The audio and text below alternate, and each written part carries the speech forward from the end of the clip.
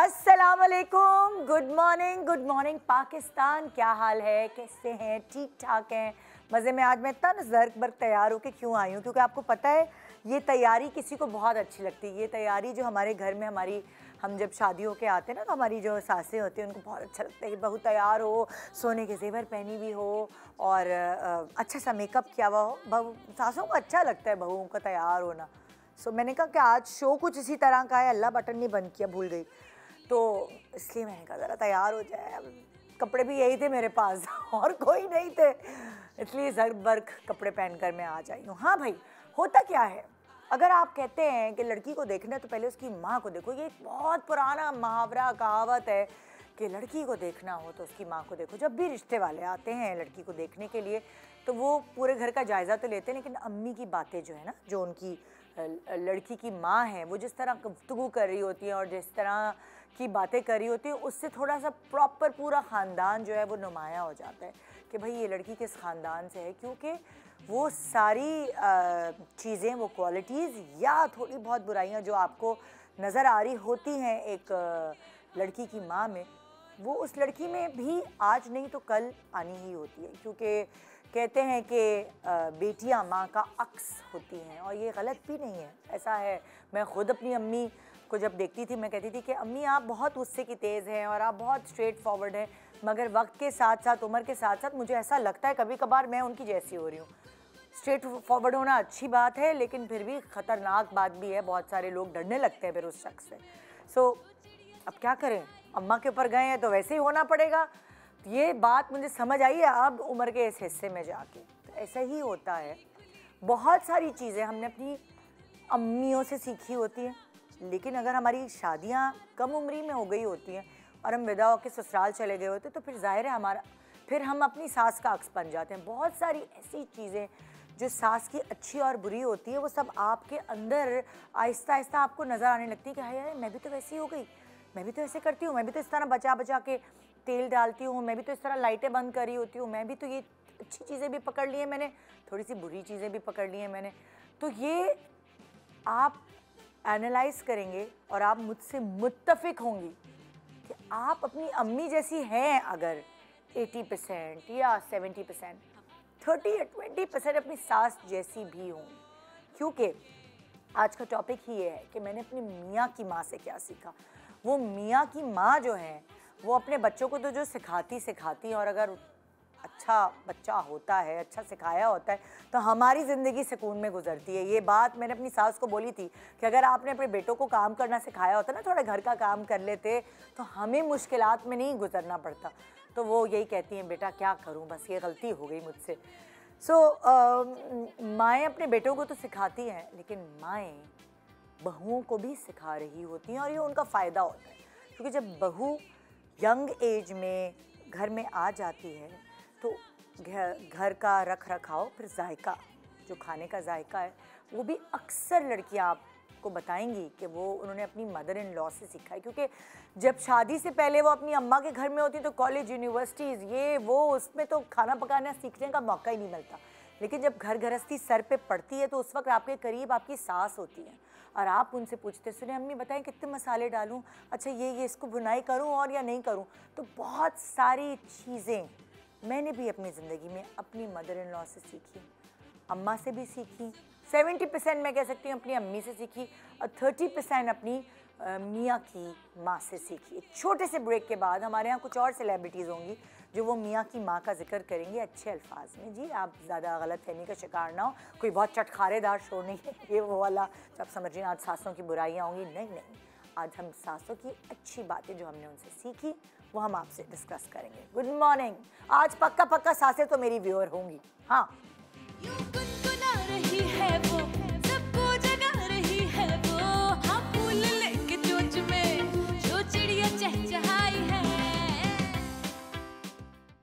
Welcome back, good morning Pakistan. So देखिए आज एक बहुत पॉजिटिव शो है। आज हिस्ट्री में पहली बार हम अपनी सासों को प्रेस करने के लिए बैठे हैं कितनी अच्छी बात है सुबह सुबह, क्योंकि भाई बहुत हो गया ना हर वक्त नेगेटिविटी, हर ड्रामे में, हर तरफ सासों को बुरा बुरा कहना। आज हम ये कहेंगे कि हमने अपनी ज़िंदगी में जो कुछ अपनी मियाँ की माँ से सीखा है हम वो आपको बताएंगे, क्योंकि अक्सर हम अपनी माँओं की तारीफ़ें कर रहे होते हैं हाँ, हमने कुछ अच्छी कुछ बुरी कुछ सही 19-20 चीज़ें सीखी हैं अपनी सास से, तो वो आज हम यहाँ आप लोगों को बताएंगे। और मेरे साथ ये मुबारक काम करने के लिए जो सेलिब्रिटीज़ मौजूद हैं, आइए ज़रा इंट्रोडक्शन कराते चले। मुनज़्ज़ा आरिफ हैं, अस्सलाम वालेकुम। कैसी हैं? अल्लाह का शुक्र। फिर हमारे पास रुबाब हैं, अस्सलाम वालेकुम। वालेकुम अस्सलाम। फिर हमारे पास डॉक्टर आयशा हैं, अस्सलाम वालेकुम। वालेकुम सब लोग अस्सलाम। खिसियानी हंसी हंस रहे हैं। और फिर हमारे साथ नहीं मैं खजियानी नहीं, आप अपना इंट्रोडक्शन देते फिर मैं एक बात आपकी बीच में से लूँगी। मैं बताती हूँ कि कुछ ऐसा नहीं है कि थोड़ी बहुत कुछ चीज़ें आप पूरी ही साथ से सीखते हैं। आप इनका इंट्रोडक्शन कराते हैं। फ़हीमा आवान, अस्सलाम वालेकुम। वालेकुम अस्सलाम। जी, तो आज आप लोगों ने अपनी सासों की कसीदे पढ़ने हैं और उनकी शान में जो है वो आपने बताना है कि आपने उनसे क्या क्या सीखा।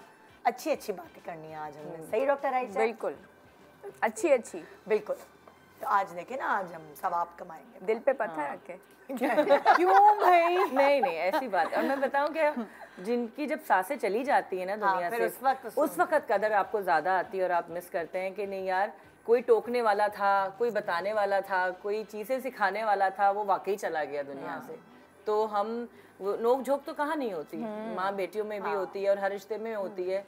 तो वो एक सास और बहू का तो हमने एक वही बदनाम ही कर दिया है कि सास और जो है वो बहू के रिश्ते। इंसान को we take things for granted. हमें ग्रेटफुल होना चाहिए उन सारी चीज़ों के लिए जो हमने अपनी सासों से सीखी हैं। एग्जैक्टली। और वो माँ तो आपको जिंदगी देती है, लेकिन सास अपनी जिंदगी आपको दे देती है अपने बेटे की शक्ल में। तो वो जो ये तो आप आज का स्लोगन बना लें, मियाँ की माँ तो आपको अपनी जिंदगी दे देती है, अपने जिगर का टुकड़ा दे देती है। जिगर का टुकड़ा आपको दे देती है, तो ये बहुत बड़ी बात है। देखे ना, मैंने कहा आज मेरी सबसे पक्की व्यूअर, आप रेटिंग चेक कीजिएगा, सासें होंगी। सासें देख रही होंगी आज शो। आज निदा का शो बहुत अच्छा था। और यंगस्टर्स जो यंग बच्ची है वो भी सीखेंगे ना हमसे, क्योंकि वो कहती नहीं कोई ना हो, बस लड़का हो और लड़की हो और अकेले अकेले रहे नहीं। जॉइंट फैमिली के जो मजे हमने देखे हैं, प्रोज एंड कॉन्स तो होते हैं, हर फैमिली के होते हैं, लेकिन जो हमने देखा है आई मिस मुझे बहुत मजा आया। नहीं, वो जॉइंट फैमिली के अपने फायदे भी हैं और ऑब्वियसली थोड़ा सा यार आप अपनी अम्मियों की बातें भी तो बर्दाश्त करते हैं। हम कैसे अम्मियों से जंग होती है क्या? नहीं, हम लोग तू मैं कैसे अम्मियों से बल्कि ज्यादा जंग होती है। हमारा प्रॉब्लम ये कि हम जो अपने अम्मी या बहन भाई है ना, उनकी जो बातें होती हैं वो दिल पर नहीं रखते। वो कहते हैं ठीक है तो ओके, दूसरों की बात लगा के बैठ जाते हैं। मेरी सास ने ऐसा मुझे बोल दिया, मेरी खाला ने मुझे ऐसा बोला। माइंडसेट है ना यार, एक हमने माइंडसेट बनाया हुआ है कि शादी होके हम गए हैं तो सास हैज टू बी विकेड। एक बहुत बुरी बात है। हालांकि एक माँ जो अपनी औलाद आपके हवाले कर रही है, आपको वेलकम करती है अपने घर में, तो उसके लिए आपको वैसे ही बहुत ग्रेटफुल होना चाहिए। और मेरे ख्याल से दोनों के लिए, दोनों रिश्तों के लिए जो एक आने वाली और एक उनके लिए भी एक एक्सेप्ट करना मुश्किल है। सिर्फ हमारे लिए नहीं, हम कहते हैं जी हम नए घर में जा रहे हैं और हमारे लिए, उनके लिए भी कि उनका बेटा और एक डिवाइड हो जाता है ना, तो आप वो भी एक्सेप्ट करना भी इजी नहीं होता। क्योंकि मैं अब सोचती हूँ ना, क्योंकि अब मैं अगर सास बनूंगी तुम सास बनोगी, मैं भी बनूंगी, ये बन चुकी है, मैं बनने वाली हूँ, ये बनने वाली है, मैं बनूंगी, इसको टाइम है अभी, ये अभी जूनियर है हमसे तो इसलिए तो सास भी तो हमने भी बनना है। तो फिर अब वो कहते हैं ना कि जब एक बात बताऊं मेरे बाप, जो मैं अपनी जिंदगी में ये जो चीजें फेस कर रही हूँ, जब आप बहू होते हैं ना तो एकदम वही जो कानों में बातें गई हुई होती हैं, वो आप काफ़ी एक डरे हुए होते हैं कि सास ऐसी होंगी वैसी होंगी। आहिस्ता आहिस्ता जब ज़िंदगी गुजरती है और आप मैच्योरिटी की तरफ आते हैं और फिर आपको लगता है कि कहीं बीच में हैं आप, कि अब आप आगे जाके सास बनेंगे, फिर आपका दिमाग दुरुस्त होता है। फिर आप कहते हैं कि यार इतनी सी बात को मैंने इतना बटंगर क्यों बनाया? इतनी सी बात तो थी, वो तो इतनी बड़ी बात ही नहीं थी। It's all about stepping into those shoes. जब आप उस मकाम पे खड़े होते हैं, यू रियलाइज के पर्सपेक्टिव क्या था, किसी ने क्यों ऐसा कहा था। लेकिन आई फील कि अब थिंग्स हैव चेंज्ड। पहले ये था कि मदर इन लॉज को ये होता था कि हमारे साथ ये हुआ है तो बहू के साथ भी मैंने उसका कचूमर ही बना के वो चीज़ें पूरी करनी है। बट नाउ सोशल मीडिया और एजुकेशन ने चीज़ें इतनी चेंज की है, मदर इन लॉज भी बिजी हैं, किटी पार्टीज़ हैं या उनकी जॉब्स हैं या सारी चीज़ें, वो खुद बिजी हैं, तो वो एक थोड़ा फ्री हैंड रखती हैं अपनी डॉटर इन लॉज पे कि जियो और जीने दो। So there is a lot of difference between past and present. और आजकल की लड़कियां मुझे लगता है कि ज़्यादा समझदार हैं हम लोग थोड़े से ना, क्योंकि एक तो हमारी बहुत ही यंग एज में शादी हो गई थी और मैं कंपेयर करूं तो मुझे लगता है कि मैं तो बहुत ही बेवकूफ़ थी। मतलब मुझे बिल्कुल ही अकल नहीं थी। पता है एक्सपोजर भी उस वक्त आपको, हम लोगों को हैंडल नहीं करना आया। सारी बात हैंडलिंग की है कि आप रिश्तों को हैंडल कैसे करते हैं। और ऑब्वियसली वो हैंडलिंग आपको मैच्योरिटी के बाद आती है, जब आप एक यंग इमेच्योर एज होती है, जो कि हमारे यहाँ ज्यादातर लड़कियों की शादियाँ इसी एज में होती है ना, तो उस वक्त हमारे जमाने में हैंडलिंग नहीं आती थी, लेकिन आज की बच्ची को पता है कैसे हैंडल करना है, पता है कि कैसे हैंडल करना है रिलेशनशिप। बिल्कुल। जो आज की, अगर मैं कहूँगी कि जेनजी कहते हैं ना आज के बच्चों को, है ना, जेनजी कहेंगे, ये लोग जो है ना, ये लोग बहुत ओपन है, जो दिल में ना वो बाहर है, बोल देते हैं। ये लोग दबे हुए नहीं है, मुनाफिक नहीं है। ये वाली जनरेशन, लेकिन हमें सप्रेस किया गया था ना, इनको सप्रेस हमने नहीं किया है। हमें सप्रेस किया गया था, बोलना नहीं है, बोलना नहीं है, बोलते नहीं है, बुरी बात होती है, सोशल नॉर्म्स तब थोड़े डिफरेंट थे। हम लोग अलग माहौल में एक और माहौल की पैदावार थे। हमारे पास कोई इंटरनेट नहीं था। नो कहना नहीं सिखाया गया था ना, कि किसी बात को बस हर बात में यस ही करना है। आपको ये काम कहा गया, आपने करना है, आपने सास की हर जायज़ नाजायज़ बात माननी है। आज का बच्चा कहता है ये सही है, ये गलत है। नहीं, आजकल का बच्चा अपने राइट्स का तरीका भी है हैंडल करने का। वो शायद नौबत ही नहीं आती है। अब घरों में माहौल ऐसा बन गया है, इतना फ्रेंडली। पहले ना सास, मतलब अब सास जो है ना, वो एक तरह की बड़ी फ्रेंड टाइप का एक रिलेशनशिप हो गया है। पहले वो होता था जी सास के आगे तो भी नहीं करना, तो चूं भी नहीं करना, ऐसे।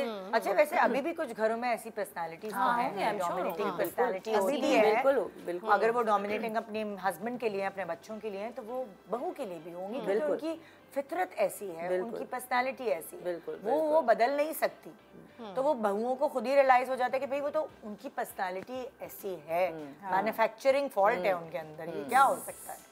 सो वो वाली चीज़ है। तो आइए चलें शुरुआत करते कि हमने अपनी सास, अपनी मियाँ की माँ से, मैं सास वर्ड भी नहीं यूज़ कर रही ना, मैं अपने मियाँ की माँ कह रही हूँ, तो शुरू करते हैं कि हमने उनसे क्या सीखा। हाँ, कुकिंग। जी मुनज़्ज़ा, आपने कुकिंग उनसे सीखी? मैंने बहुत हद तक कुकिंग, मुझे चाय भी नहीं बनानी आती थी। जब रिश्ता लेने के लिए आए थे, मुझे देखने के लिए आए थे, तो मुझे याद है मेरी बहन ने चाय बनाई थी, इतनी मैं फारिग थी। तो एनीवे, मेरे ससुराल में बहुत अच्छी चाय पी जाती है। तो सबसे पहली तो चीज़ मैंने सीखी थी वो चाय थी, बिकॉज ज़रा 19-20 हो जाए तो हमारे यहाँ बड़ा माइंड किया जाता है। तो एक वो चीज़, और सेकंड जो ये शुरू की चीज़ें बता रही हूँ, was the paratha she used to make. अंदर से सॉफ्ट और बाहर से इतना क्रिस्पी, और फिर उसको क्रंच करके ऐसे करके वो सर्व करती होती थी। तो मैं अभी भी ना कभी किसी दिन उसी तरह उसको ऐसे क्रंच करके तो रखती हूँ, बड़ा मज़े। मतलब that was like one thing. मेरे घर में वो गोल गोल वाला यूं करके मेरी अम्मी बनाती थी, ऐसे प्लीट्स वाला, तो वो मेरी सास डिफरेंट बनाती थी।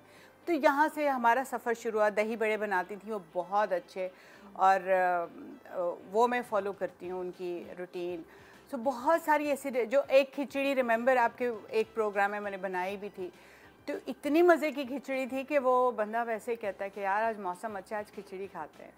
तो मैं इस तरह से करके बहुत सारी रेसिपीज़ मैं उनकी आज भी बनाती हूँ, and each time I miss her and I. अच्छा, जब आप उनके साथ लाइक सीखती थी तो क्या आपके सर पे खड़ी होती थी, या आप उनसे पूछती रहती थी अब मैं ये डालूँ या वो डालूँ? नहीं, मैं उनको ऑब्जर्व करती थी। अच्छा, आप खड़ी होती थी उनके साथ? हाँ, मैं उनके साथ गप लगाती थी आप उनसे? हाँ, बिल्कुल। मतलब वो कहती थी अच्छा हुन ए पढ़ा दे, ए कर दे, वो कर दे, तो मैं साथ ही होती थी उनके साथ। वैसे एक मेड भी होती थी, वो छोटी सी लड़की थी, वो भी साथ में उनको कटिंग वटिंग करके दे देती थी। अच्छा। तो शी हैड इम्पेयर्ड हियरिंग, वो लगाती थी एक आला कान के साथ, तो इसलिए कोई ना कोई साथ में ज़रूर मौजूद होता था। लेकिन ये कि there were like good times, कुछ चीज़ें आप with the passage of time. तो आप तो जॉब करती थी ना? बिल्कुल, हाँ। तो फिर आप कैसे उनके साथ कुकिंग बस वीकेंड्स वगैरह, वीकेंड्स पे खड़ी होती थी, तो वो वाली चीज़ें आपने वो वाली पिक की उनसे? अल्लाह का शुक्र है। तो क्या कहते हैं आपके हस्बैंड के जायका मैच किया उनकी अम्मी से आप? I think he is okay, is happy with the things. लेकिन जो एक फीलिंग मैं बता रही हूँ कि जो मुझे अच्छी लगती है ना, समटाइम्स संडेज़ को, जैसे वो एक माश की दाल हमारे यहाँ बड़ी अच्छी बनती थी, और साथ में वो रोस्टेड चिकन बनता था, तो कभी कभी मैं वही चीज़ बनाती हूँ, I just think of those times कि जब वो बना के ऐसे सर्व करती थी, और साथ सारी, तो I just you know sort of owe a lot to her कि यार ये सारा कुछ मैंने उनसे सीखा है। तो ऑफ कोर्स मैं आरिफ तो क्या बच्चे भी खुश होते हैं कि हाँ ये अम्मी बनाती थी। तो वो आप लोग सब इकट्ठे रहते थे एक साथ? हाँ बिल्कुल। अच्छा, ओके। हाँ भाई, नेक्स्ट क्या? बिरयानी। रबाब। हाँ जी, रबाब को तो जब शुरू में भी ना, मुझे जब याद है, जब मॉडलिंग की उरूज पे, मतलब मॉडलिंग कर रही थी, हर वक्त काम करी होती थी। अभी तो थोड़ी सी घर को भी टाइम दे रही होती है। तो उस वक्त भी मैंने रबाब के बारे में सुना था, भाई ये कोई जिन है, ये अपना घर भी ऐसे संभालती है। हाँ, सारे इसके बारे में यही तारीफें करते थे अच्छी, कि यार अपना बच्चा भी, और हर चीज़ पिक एंड स्पैन होती है। और रबाब का घर देखो, इसके सलीके की तारीफें तो फील्ड में थी। ये मैं तब से सुनती आ रही हूँ। ऐसे ही है। और वो मैंने भी कुकिंग, स्पेशली बिरयानी, सास से सीखी। अच्छा, उन्होंने मुझे खड़े होके बकायदा नाप के साथ सिखाई। अच्छा, इतने चावल डालने हैं, इतनी दही डालनी है, फिर इतना हरा मसाला डालना है, वो मुझे हर चीज़ क्वांटिटी के साथ उन्होंने मुझे सिखाई। ऐसे क्यों यार? तुम्हें क्या, तुम बिल्कुल रॉ थी, कुछ भी नहीं आता? मुझे तो कुछ 18 साल में यार शादी हो गई थी, मुझे क्या आता था चूल्हे पे? अम्मी ने कभी भेजा नहीं मुझे। तो मुझे तो नहीं कुछ भी आता। मैंने बस एक जबरदस्ती अपने नेबर में शादी से पहले बेसन का हलवा सीखा था। अच्छा। वो तो उनका मुझे हलवा बहुत, वो मुझे इतना पसंद था, वो भी चुपके उनके वहाँ जाती थी मैं ट्यूशन पे, तो कहती थी आंटी मुझे हलवा सिखा दे, क्योंकि अम्मी ने तो सीखने नहीं देना, किचन में जाने ही नहीं देना। उनसे मैं, अच्छा उन्होंने भी मुझे मिज़ान के साथ ही सिखाया था। इतने से आधा किलो से उन्होंने मुझे बताया कि इसको डबल करती जाओगी, इतने अंडे डालोगी, इतना घी डालोगी, उसको जितना तुमने बनाना है। तो तुमने चीजें सीखी इसी तरह नाप तोल के? तो मुझे उन्होंने भी इसी तरह सिखाया था। अब मैं माशाल्लाह 2-2 किलो का बना लेती हूँ ज़्यादा, क्योंकि वो उसको डबल करते रहो और कोई फर्क, टेस्ट वाकई फर्क नहीं आता। अच्छा नवाब, ये देखो कितनी खास बात है जिंदगी की, कि जो आप चीजें अपने दिल से सीखते हैं वो सारी उम्र आपको याद रहती है। जो जबरदस्ती आपको डंडे मार मार के सिखाया होता है ना, मुझे तो नहीं याद 14 नौका, नहीं याद रहता। नहीं मुझे भी कुछ टू नेशन थ्योरी भी नहीं, वो चीजें सेंट्रल आइडिया पता है, वो मुझे याद है। और मैं जब खाना खुद जो बनाती हूँ वो मैं ऐसे डालती हूँ, नमक, कोई चम्मच से नहीं डालती मैं समझती हूँ चम्मच से अगर मैंने डाल दिया तो वो तो खराब हो जाएगा। तो वो मैं हाथों से ही डालती हूँ। तो कोई खड़ा भी होता है, वो कहते हैं, मैंने यार सॉरी मैं मिजान नहीं बता सकती कि कितना डल रहा है। That comes with experience, you know, मैं अम्मी से भी पूछती थी ना कि अम्मी ये आप जो बनाती है, मेरी अम्मी काले चने का सालन बहुत मजे का बनाती थी। आपकी अम्मी है? मेरी मदर। अच्छा। तो मैं उनसे कहती थी अम्मी कितना नमक, अम्मी कहती बस अंदाजे से। मैंने कहा अच्छा आप मुझे बताना ही नहीं चाहती ना, तो सिंपली कह देंगे नहीं बताना। तो ये वो बात है कि with the experience you do away with quantity देख के बस यूं बहुत एक्सपीरियंस से होता है। और एक फिश करी और खिचड़ी के साथ खाते हैं हम लोग। फिश करी खिचड़ी के साथ, हर घर का अपना एक, ये तो बंगालियों का खिचड़ी के तो नहीं, वो तो प्लेन चावल के साथ खिचड़ी और तड़के वाली खिचड़ी, तड़के वाली खिचड़ी और रेड करी कॉम्बो मैंने सुना है किसी का। और वो कैरी का अचार उसमें वो सुबह सुबह याद करा दिया। और जो डाइट पर है वो तो मर जाए। तो वो एग्जैक्टली मेरा हस्बैंड कहता है यार वो बनाओ ना, तुमने इतना टाइम हो गया वो फिश करी, क्योंकि वो अम्मी ही का जैसे, उनको अम्मी कहती थी मैं सास को, अम्मी का ही फ्लेवर वैसे ही आता है बिरयानी में भी और वो फिश करी में। क्या बात। अच्छा अम्मी का फ्लेवर आ जाए अगर तो हस्बैंड बहुत खुश होता है, क्योंकि अम्मी का फ्लेवर वो कहते हैं ना कि यार वो अम्मी, और वो यही बिरयानी जब आती है बनाती हूँ मैं तो कहते हैं मजा आ गया, बिल्कुल वैसी ही बनी है। तो अब तो खैर कितने साल हो गए बनाते हुए, अब तो आँख बंद करके बना लेते हैं। और तुमने मतलब लाइक कितनी दफा वो खड़ी होके उन्होंने तुम्हें सिखाया है ये, या हर दफा? I am a good learner. अच्छा, तो ये मेरा जरा वो है कि मुझे अगर 1-2 दफा ही बंदा बता दे कोई भी चीज, या फोन पे भी मुझे कोई रेसिपी बता देगा, मैं वैसी बना लूंगी। ओके। तो मेरा ये जरा है एक गुड पॉइंट कि मुझे ना, मैं जल्दी से वो कैच कर लेती हूँ। जबरदस्त। हाँ भाई, किसकी बारी है अब? Cooking same. तुमने भी कुकिंग? हाँ, मुझे कुछ भी बनाना नहीं आता था। तुम्हारी भी बहुत यंग एज में शादी हुई, मॉडलिंग कर रहे थे, उसके बाद पता चला अच्छा रिश्ता आ गया और कुछ अब पकाना तो आता नहीं। और फिर मैं जा रही थी जिस फैमिली में, वहाँ पे 7 बेटे और 3 बेटियाँ थी, मतलब 10 माशाल्लाह बड़ी फैमिली। तो फैसल से पहले जहाँ मंगनी हुई थी मेरी, मुझे तो कुछ भी पकाना नहीं आता, क्या होगा मेरा? तो मैंने भाभी से बिरयानी जल्दी दिखा दे, मेरी इज्जत हो, मुझे कुछ तो आए। मैंने बिरयानी सीख ली। फिर खैर वहाँ मेरा रिश्ता नहीं हुआ, फिर खैर फैसल से शादी हो गई और यहाँ शादी हो गई। यहाँ भी बस बिरयानी आती थी, सास ने बिरयानी खाया, उनको लगा कि इसको तो सब कुछ आता होगा, अच्छी इसने बिरयानी बनाई है। क्योंकि तुम्हें आती खाली बिरयानी, मुझे आती खाली बिरयानी थी, मुझे और कुछ आता ही नहीं था बनाना। तो फिर मेरी सास ने कहा अब तुम आज कलेजी बना लो बकरीद पर। उन्होंने कहा मुझे तो कलेजी बनानी नहीं आती, मैं क्या करूँ। तो कहती कि अब तुम पाए बना लो कलेजी, वो जो बकरीद पे चीज़ें बनती हैं। तो मुझे कुछ भी नहीं आता। मुश्किल चीज़ बिरयानी बनानी, तो कलेजी तो ये यूं बन जाएगी। लेकिन खैर उन्होंने मुझे सब कुछ हर चीज़ बड़े प्यार से अच्छे से सिखाई और बहुत दिल से सिखाती थी और मैं दिल से सीखती थी।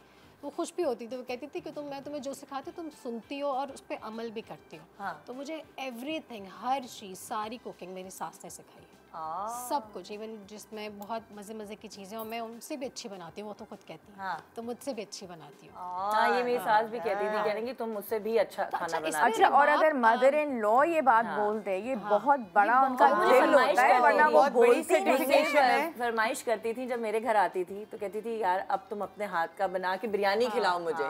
तो वो मुझे कहती थी कि तुम मेरे से ज्यादा अच्छी बिरयानी इसी तरह से अभी भी मैं जाती हूँ ना सास के पास, तो मुझे कहती है अपने हाथ का कुछ भी बना के खिला दो, तुम मटर पुलाव बना दो या कुछ भी तुम अपने हाथ का, क्योंकि जाहिर है वो इम्यून हो गई है मेरे हाथ से खाना का कि आप बना के खिलाते हो।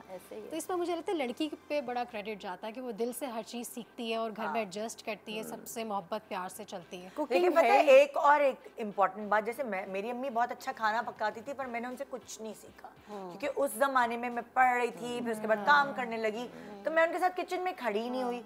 मगर जब मेरी मदर इन लॉ खाना बना रही होती थी और जाहिर है हम खा रहे, वो थोड़ा सा एक फुर्सत का ज़माना हुआ थोड़ा कि भाई घर में बैठे हैं, थोड़ा मिंगल हो उनके साथ, तो उस वजह से मैंने काफ़ी मछली, हम लोग इमली के उसके साथ प्याज, इमली के पानी में प्याज जो है चॉप करके डाल के वो मछली फ्राई करके उसके साथ, मतलब एक अलग से खाने। बैंगन होता था तो बैंगन के ऊपर पूरा जो ग्रेवी कढ़ाई की होती, चिकन कढ़ाई की, वो बैंगन के ऊपर कुछ उनकी अपने ही इजाद करदा कुछ खाने थे जो मेरे मुंह में पानी आ रहा है। बोला ही नहीं जा रहा पानी पी रही। इमली के नाम से तो वैसे ही इस टाइम पे चले जाते हैं। तो कुछ चीजें हैं जो मैंने उनसे सीखी और मैं हैरान हूँ। मेरी अम्मी इतना अच्छे पाए बनाती थी, ये सब चीजें अच्छी, मगर मैंने अपनी अम्मी से कुछ नहीं सीखा। सेम हियर निदा, मैंने अपनी मदर इन लॉ की रेसिपी मुझे पता है। मेरी अम्मी खाना अच्छा बनाती ही नहीं थी। जैसे लगता है मेरी अम्मी तो बहुत अच्छा सैडली होता है कि कुछ लोगों का खाना नहीं होता कि फ्लेवर और उसका क्या टेस्ट नहीं। मेरी नानी बहुत अच्छा खाना बनाती थी, बट अम्मी के हाथ में वो टेस्ट नहीं था। अच्छा, शाम की कुकिंग, आपने शाम की कुकिंग उनसे सीखी, क्या मतलब? शाम की कुकिंग ये था कि मेरी अम्मी के घर में जो खाना बनता था वो दिन में बनता था। हर घर का रिवाज होता है ना। तो जो हमारी अम्मी के घर में जो हमारी जो हम उनको बुआ बुलाते थे, वो हमारे जब हम छोटे से थे तब से वो आती थी। तो वो बुआ जो है वो हमारी आती थी 11 बजे, और जो भी खाना बनता था वो दिन में ही बनता था हमारे यहाँ। तो यही रिवाज था हमारे यहाँ। जब शादी, मेरी हाउस जॉब के फ़ौरन बाद शादी हो गई, तो उठे तो वो कोई नहीं किचन, मतलब ठंडा पड़ा हुआ है बस नाश्ता करके और सब वो।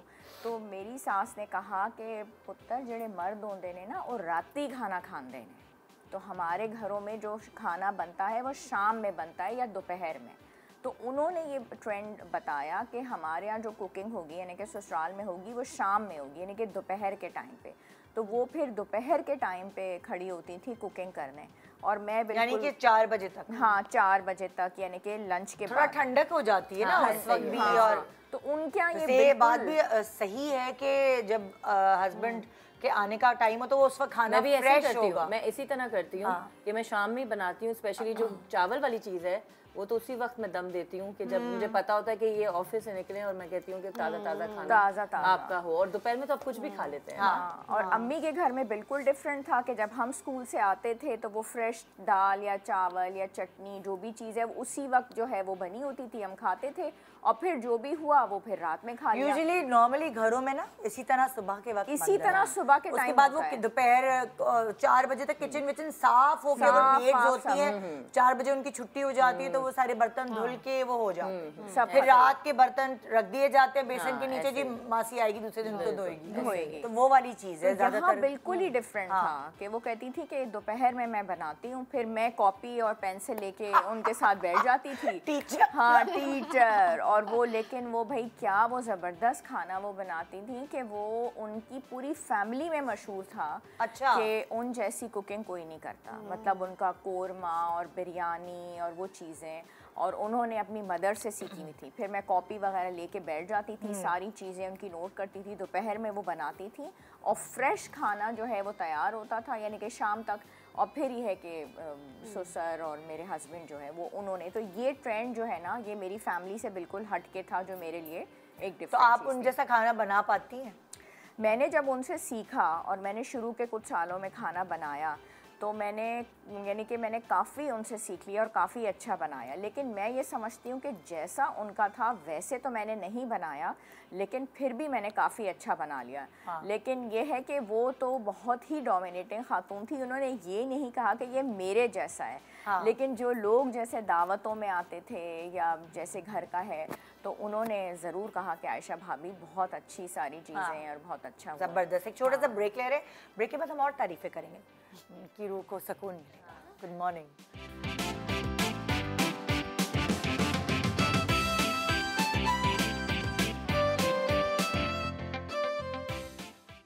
Welcome back. Good morning Pakistan. आज हम बैठे हुए ये बता रहे हैं सबको कि और लोग भी शामिल होना चाह रहे हैं एक्चुअली हमारी गुफ्तगू में कि हमारी मियाँ की माँ से हमने क्या सीखा। तो हमारे साथ एक कॉलर हैं, क्या नाम है इनका, सोबिया फ्रॉम हैदराबाद से कॉल करी हैं जी, मेरे ससुराली शहर से।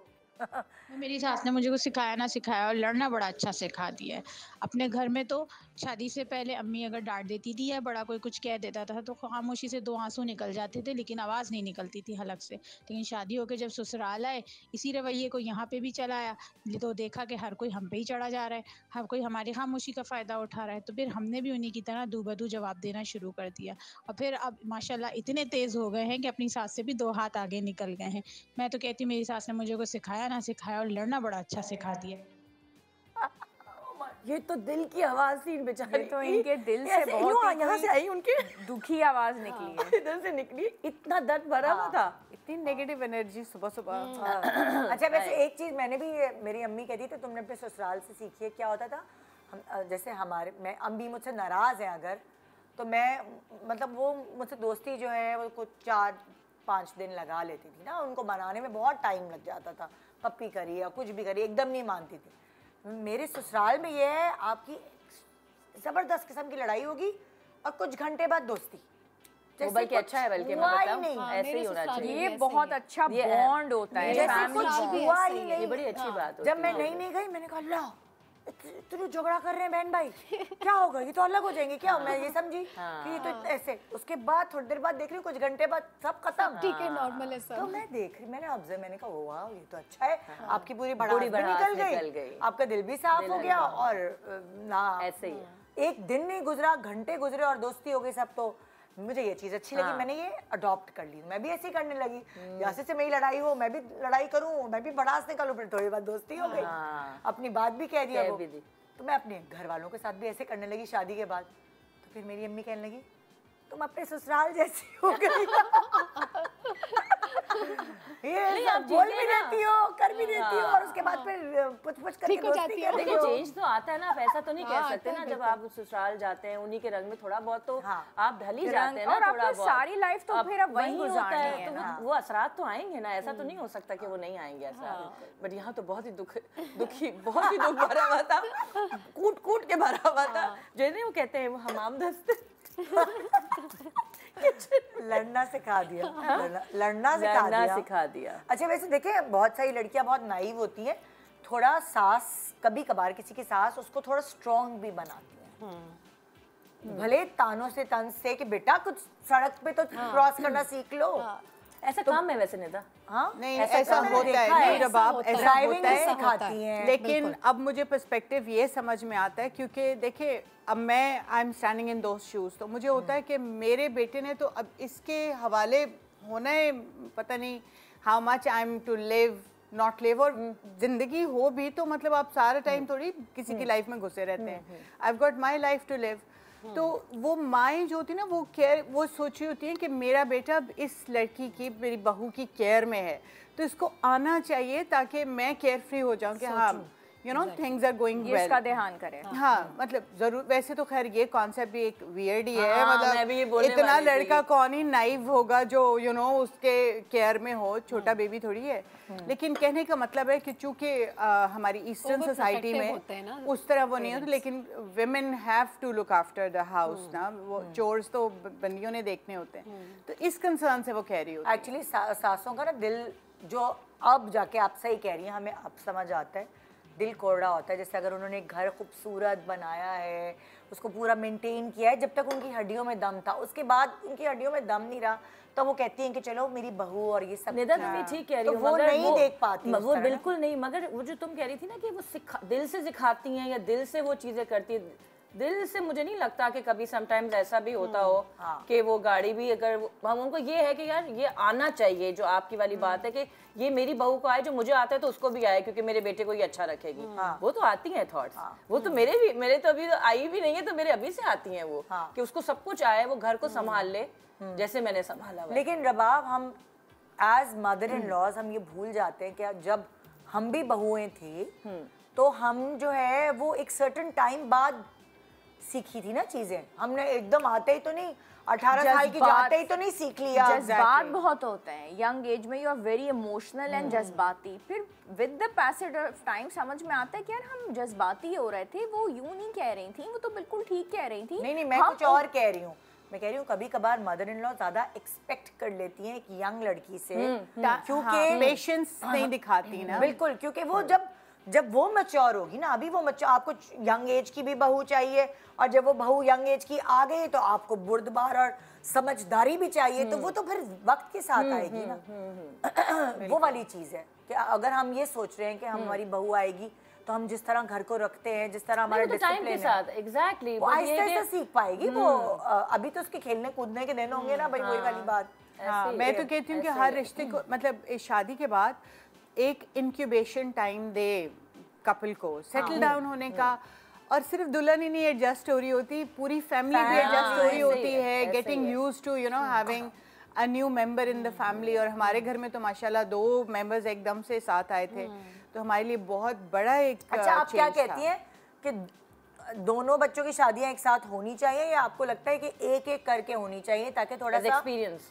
हाँ, देखिए दोनों के प्रोज एंड कॉन्स हैं। मैं ये नहीं कह सकती कोई एक हतमी फैसला कि यूं ही कर लें तो अच्छा है। भाई एक लिहाज से जैसे कुछ प्रोज ये हैं, फ़ायदे ये हैं कि आप चूँकि साथ साथ कर रहे होते हैं, सोना जितना महंगा हो गया, मैं कह रही हूँ बड़े अच्छे वक्तों में शादी हो गई, भाई दोनों की इकट्ठी शादी थी तो ये जिम्मेदारी अदा हो गई। जैसे वो हैं सबा फैसल, उनकी जैसे दोनों बच्चों की गैप में हुई, तो वो भी लर्न कर रही थी कि how to become a mother in law. तो वो पहली वाली में उनको इतना समझ नहीं आया, मगर सेकंड टाइम एग्जैक्टली वो उन्होंने अपने उन एक्सपीरियंसेस से सीखा। तो आपको नहीं लगता कि थोड़े गैप होता है तो आप भी कुछ सीख, जैसे मैं भी अब मदर इन लॉ बनूंगी तो वो मेरा फर्स्ट एक्सपीरियंस होगा, पता नहीं मैं किस तरह हैंडल करूंगी। बलाज की बारी तो बहुत देर में हाँ, बलाज तब तो हड्डियां शड्डियां तोड़ जाएंगी। ये होता है। दूसरी बात, एक और एस्पेक्ट जो है वो कंपटीशन का या कंपैरिजन का, कंपटीशन नहीं कंपैरिजन हाइट से वो ऑटोमेटिकली हो जाता है। So we were trying to be fair, equal to both of them, you know. Jewellery है तो सेम ज्वेलर से दोनों के एक ही वेट के सेट्स बनाए, एक ही बजट में, यू नो, कपड़े जो बरी के ये वो। सो तो ये हिसाब करना बहुत मुश्किल हो जाता है, जरा सी भी ऊंच नीच हो गई फिर अगले का मुंह बन जाता है। नहीं, लेकिन फायदा मुझे ये हुआ ना कि वो हमें फिर कंपैरिजन वो चीजें करनी नहीं पड़ेगी ना। उस लड़की की अलग चॉइसेस होंगी, जो दूसरी बहू की उसकी अलग चॉइसेस होंगी। वो तो हमने फ्री हैंड, आजकल तो अब ससुराल फ्री हैंड ही देते हैं ना कि वो पेमेंट कर देते हैं कि भाई आप अपनी मर्जी, बच्ची ने पहनना है वो अपने हिसाब से कपड़े बना ले। वो हमारे जमाने थोड़ी हैं कि शादी का जोड़ा बस ठक करके आ गया, कपड़े आ गए, पहनो ना पहनो। लेकिन मैं तो खैर बहुत अच्छी बरी थी अल्हम्दुलिल्लाह। अच्छा, अब क्या है, घर के काम दोपहर तक खत्म करना। हाँ, ये हमारे घर की रूटीन थी ना। मेरी सास सुबह अपने टाइम पे, time was like one thing की एलिमेंट था। मेरी तो बारात में टाइम पे आई थी। अच्छा, वो डिसिप्लिन है, टाइम डिसिप्लिन शदीद किस्म का, वो आपने उनसे पिक किया? हाँ, और मतलब जो ब्रेकफास्ट का टाइम है वो वही है, उससे 19-20 भी नहीं होता। और उसके बाद रूटीन थी पक्की कि उसके बाद अब वो काम वाली ने वो प्याज काटना है, लहसुन कर आके उसने तैयारी करके रखनी है, किचन में बैठेंगी, खाने दोनों टाइम के इकट्ठे बन जाएंगे, ताकि शाम का टाइम जो था वो हमारा चिल टाइम होता था। वो अच्छी सी तैयार होके दोपहर को थोड़ा सा रेस्ट करके तैयार होके लाउंज में आती थी और फिर वो टीवी देख रही हैं, गपशप, फैमिली टाइम, कोई किचन की भगदड़ नहीं होती थी। बस ये पता होता था कि काम वाली ने रोटी बनानी है और वो या चावल जो भी है उसे लगा देना खाना मेज़ पर। तो ये बड़ा अच्छा था कि हाफ द टाइम। तो वो वाली चीज़ आपने पिक की, आपके घर में भी इसी तरह डिसिप्लिन है कि टाइम पर खाना पकना और ये वो? काफ़ी हद तक, मतलब मैं तो कोशिश करती हूँ। अब माशाल्लाह से अब जो बच्चे हैं वही वाली बात, टाइम्स हैव चेंज्ड। मैंने अपनी और मेरी और आरिफ की तो वही रूटीन है। हम संडे को भी 8 बजे उठे हुए होते हैं, हम 9 बजे तक नाश्ता करके फारिग होते हैं, लेकिन बच्चे अपने टाइम से उठते हैं, वो अपना नाश्ता अलग कर रहे होते हैं। तो जैसे आपके ज़माने में आप उनके डिसिप्लिन पे चलें, लेकिन अब ज़माना चेंज है। लेकिन हमारी ज़िंदगी में वो चीज़ अभी तक वैसे ही चल रही है, उसी रिदम पे चल रही है। हाँ, लेकिन हमारी जो वो है ना जनरेशन, वो अपने बड़ों से डरते रहे और अब अपने बच्चों से डर रहे हैं। हम ऐसी जनरेशन हम ऐसी डरपोक जनरेशन है। हाँ, ग्रोसरी जी रबाब। अच्छा जी, ग्रोसरी वही उनसे ही मैंने सीखी कि कैसे वो लेके जाती थी मुझे जब उन्होंने महीने का सौदा लेना होता था, और वो मुझे क्वांटिटी बताती थी कि दालें इतनी लेनी है, चावल इतने लेने हैं, घी इतना आएगा, ये चीज़ें इतनी आएंगी। कि वो एक होता ना, आपको तमीज़ ही नहीं होती, ये भी डाल, ये भी डाल, ये भी हो, ये भी हो, चीज़ें सब होती थी कि वो महीने में चलनी है तो इतनी इतनी होंगी। पता चलता है ना कैसे आता है कंजम्पशन। बार्गेनिंग मुझे नहीं पता था कि बार्गेनिंग वो उन्होंने सिखाई मुझे। कि वो जो बोल रहा है ये नहीं है कि दे दो, तो वो बार्गेनिंग मुझे इतना भी नहीं पता था कि आप जाके बहस करनी है और ये करनी है। अब तो ऐसी बहस करती हूँ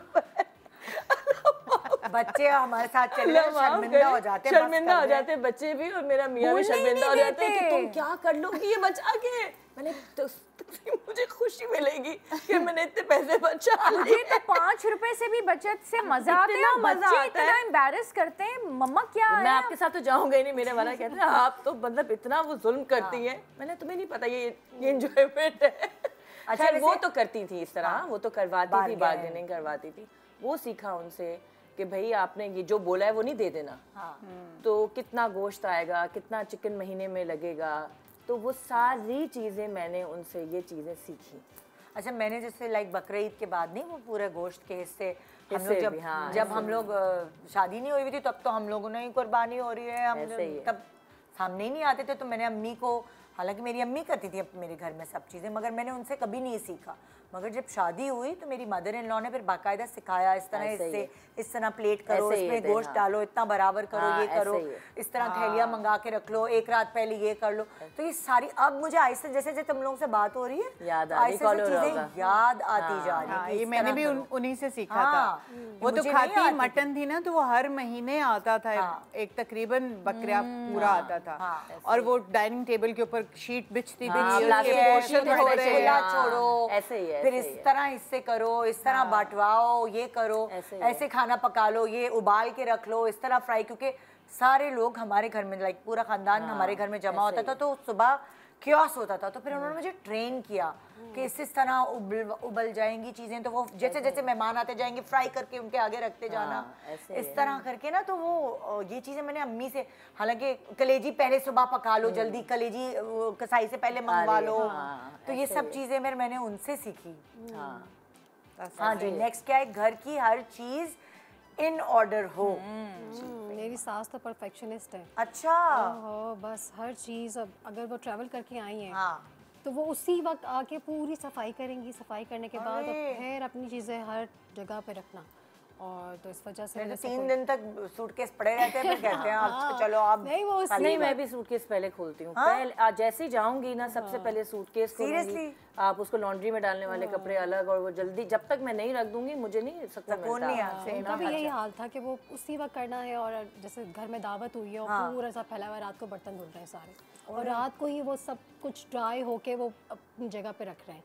तो वो चीज़ें फिर ऑब्वियसली आपको फॉलो करना होता है, आपको अपनी सासू माँ से सीखनी होती। तो वही चीज़ें सीखी मैंने उनसे, सफाई सुथराई चीज़ें, सभी का तरीका, बहुत सारी चीज़ें। मुझे लगता है कि आपकी मम्मी के साथ तो बहुत जो कम ही टाइम मेरा गुजरा है, मेरी सास के साथ मेरा कि जल्दी शादी हो गई थी, तो वो आपकी बोनस मॉम होती हैं। आप उनसे सीखते हो और हर ग्रूमिंग आपकी होती है। तो मेरी तो बहुत ग्रूमिंग की है सास ने। अब जब प्रैक्टिकल लाइफ में आप आते हो तो आप समझते हो कि बहुत अच्छा हुआ आपके लिए, बिकॉज अम्मी मुझे बहुत प्यार से समझाती थी, सास मुझे थोड़ी सी सख्ती करती थी। मुझे लगता है सख्ती भी चाहिए होती है आपको, कभी कभी जैसे माँ बच्चे पे सख्ती करती है तो वो काम आई ये चीजें। हाँ, अम्मियों को तो हम फौरन जवाब दे देते हैं ना, हम लोग अम्मी बोलती है कि भाई अलमारी अपनी ठीक करूंगी, अम्मी कर लूंगी ना। अब सास को तो ये जवाब नहीं देते, अब कहते हैं हाँ जी जी मैं कर रही हूँ। अब सास को तो हर चीज चाहिए ना, रात को बर्तन धुले हुए चाहिए। अब है ना, अब वो दौर आ गया कि बहुएं आके सासों की ग्रूमिंग कि नहीं आंटी, अम्मी भी नहीं बोलेंगे आंटी ये नहीं करना आपने, ऐसे नहीं ऐसे करना है, ऐसे नहीं ऐसे करना है। मुझे तो जैसे लाइक मेरा पहला बेबी हुआ तो उसको मालिश करना, उसका सर बिठाना, उसको कैसे बांधना है, ये जिस तरह तुम्हें पैमाना सब मदर इन लॉज खाना वाना नाप तोल के ना, मुझे वो कर करके 6 दिन तक। उसके बाद उनको फालिज हो गया था, उनको स्ट्रोक हुआ था, उनको फालिज हो गया था। 6 दिन उन्होंने मुझे बाकायदा, जब बच्चा पैदा हुआ है उसके बाद पहला जो मेरा बच्चा था उसको कपड़ा बांधना, किस तरह उसका सर बिठाना, अंदर रख के हाँ मालिश करनी है, मुझे उन्होंने मुझे 6 दिन में सिखा दिया। एंड 6 डे हमारे घर में सबके बच्चे हुए थे, लाइक मेरे देवर का भी बेबी हुआ है, मेरी नंद का भी बेबी है, तो वो बच्चे बच्चे बच्चे थे घर में, एक रौनक अजीब सा कुछ हुआ। मैं उस वक्त प्रोग्राम होस्ट करती थी हम सब उम्मीद से है, और वाकई मेरे घर में सबकी उम्मीद है। पूरा मजाक उड़ाते थे सब कि मेरे देवरानी, मेरी नंद, मैं वो कहते थे घर के बाहर ये टाइटल लगा लो हम सब। और वाकई एक पंजीरी में सब बहुएं सब लोग भुगत गए। पंजीरी मैके से आती है, अचार और पंजीरी मैके से। अच्छा, पंजीरी हमेशा मैके से अम्मी मेरी आके बनाती थी। एक ब्रेक के बाद हम वापस आ रहे हैं। Good morning.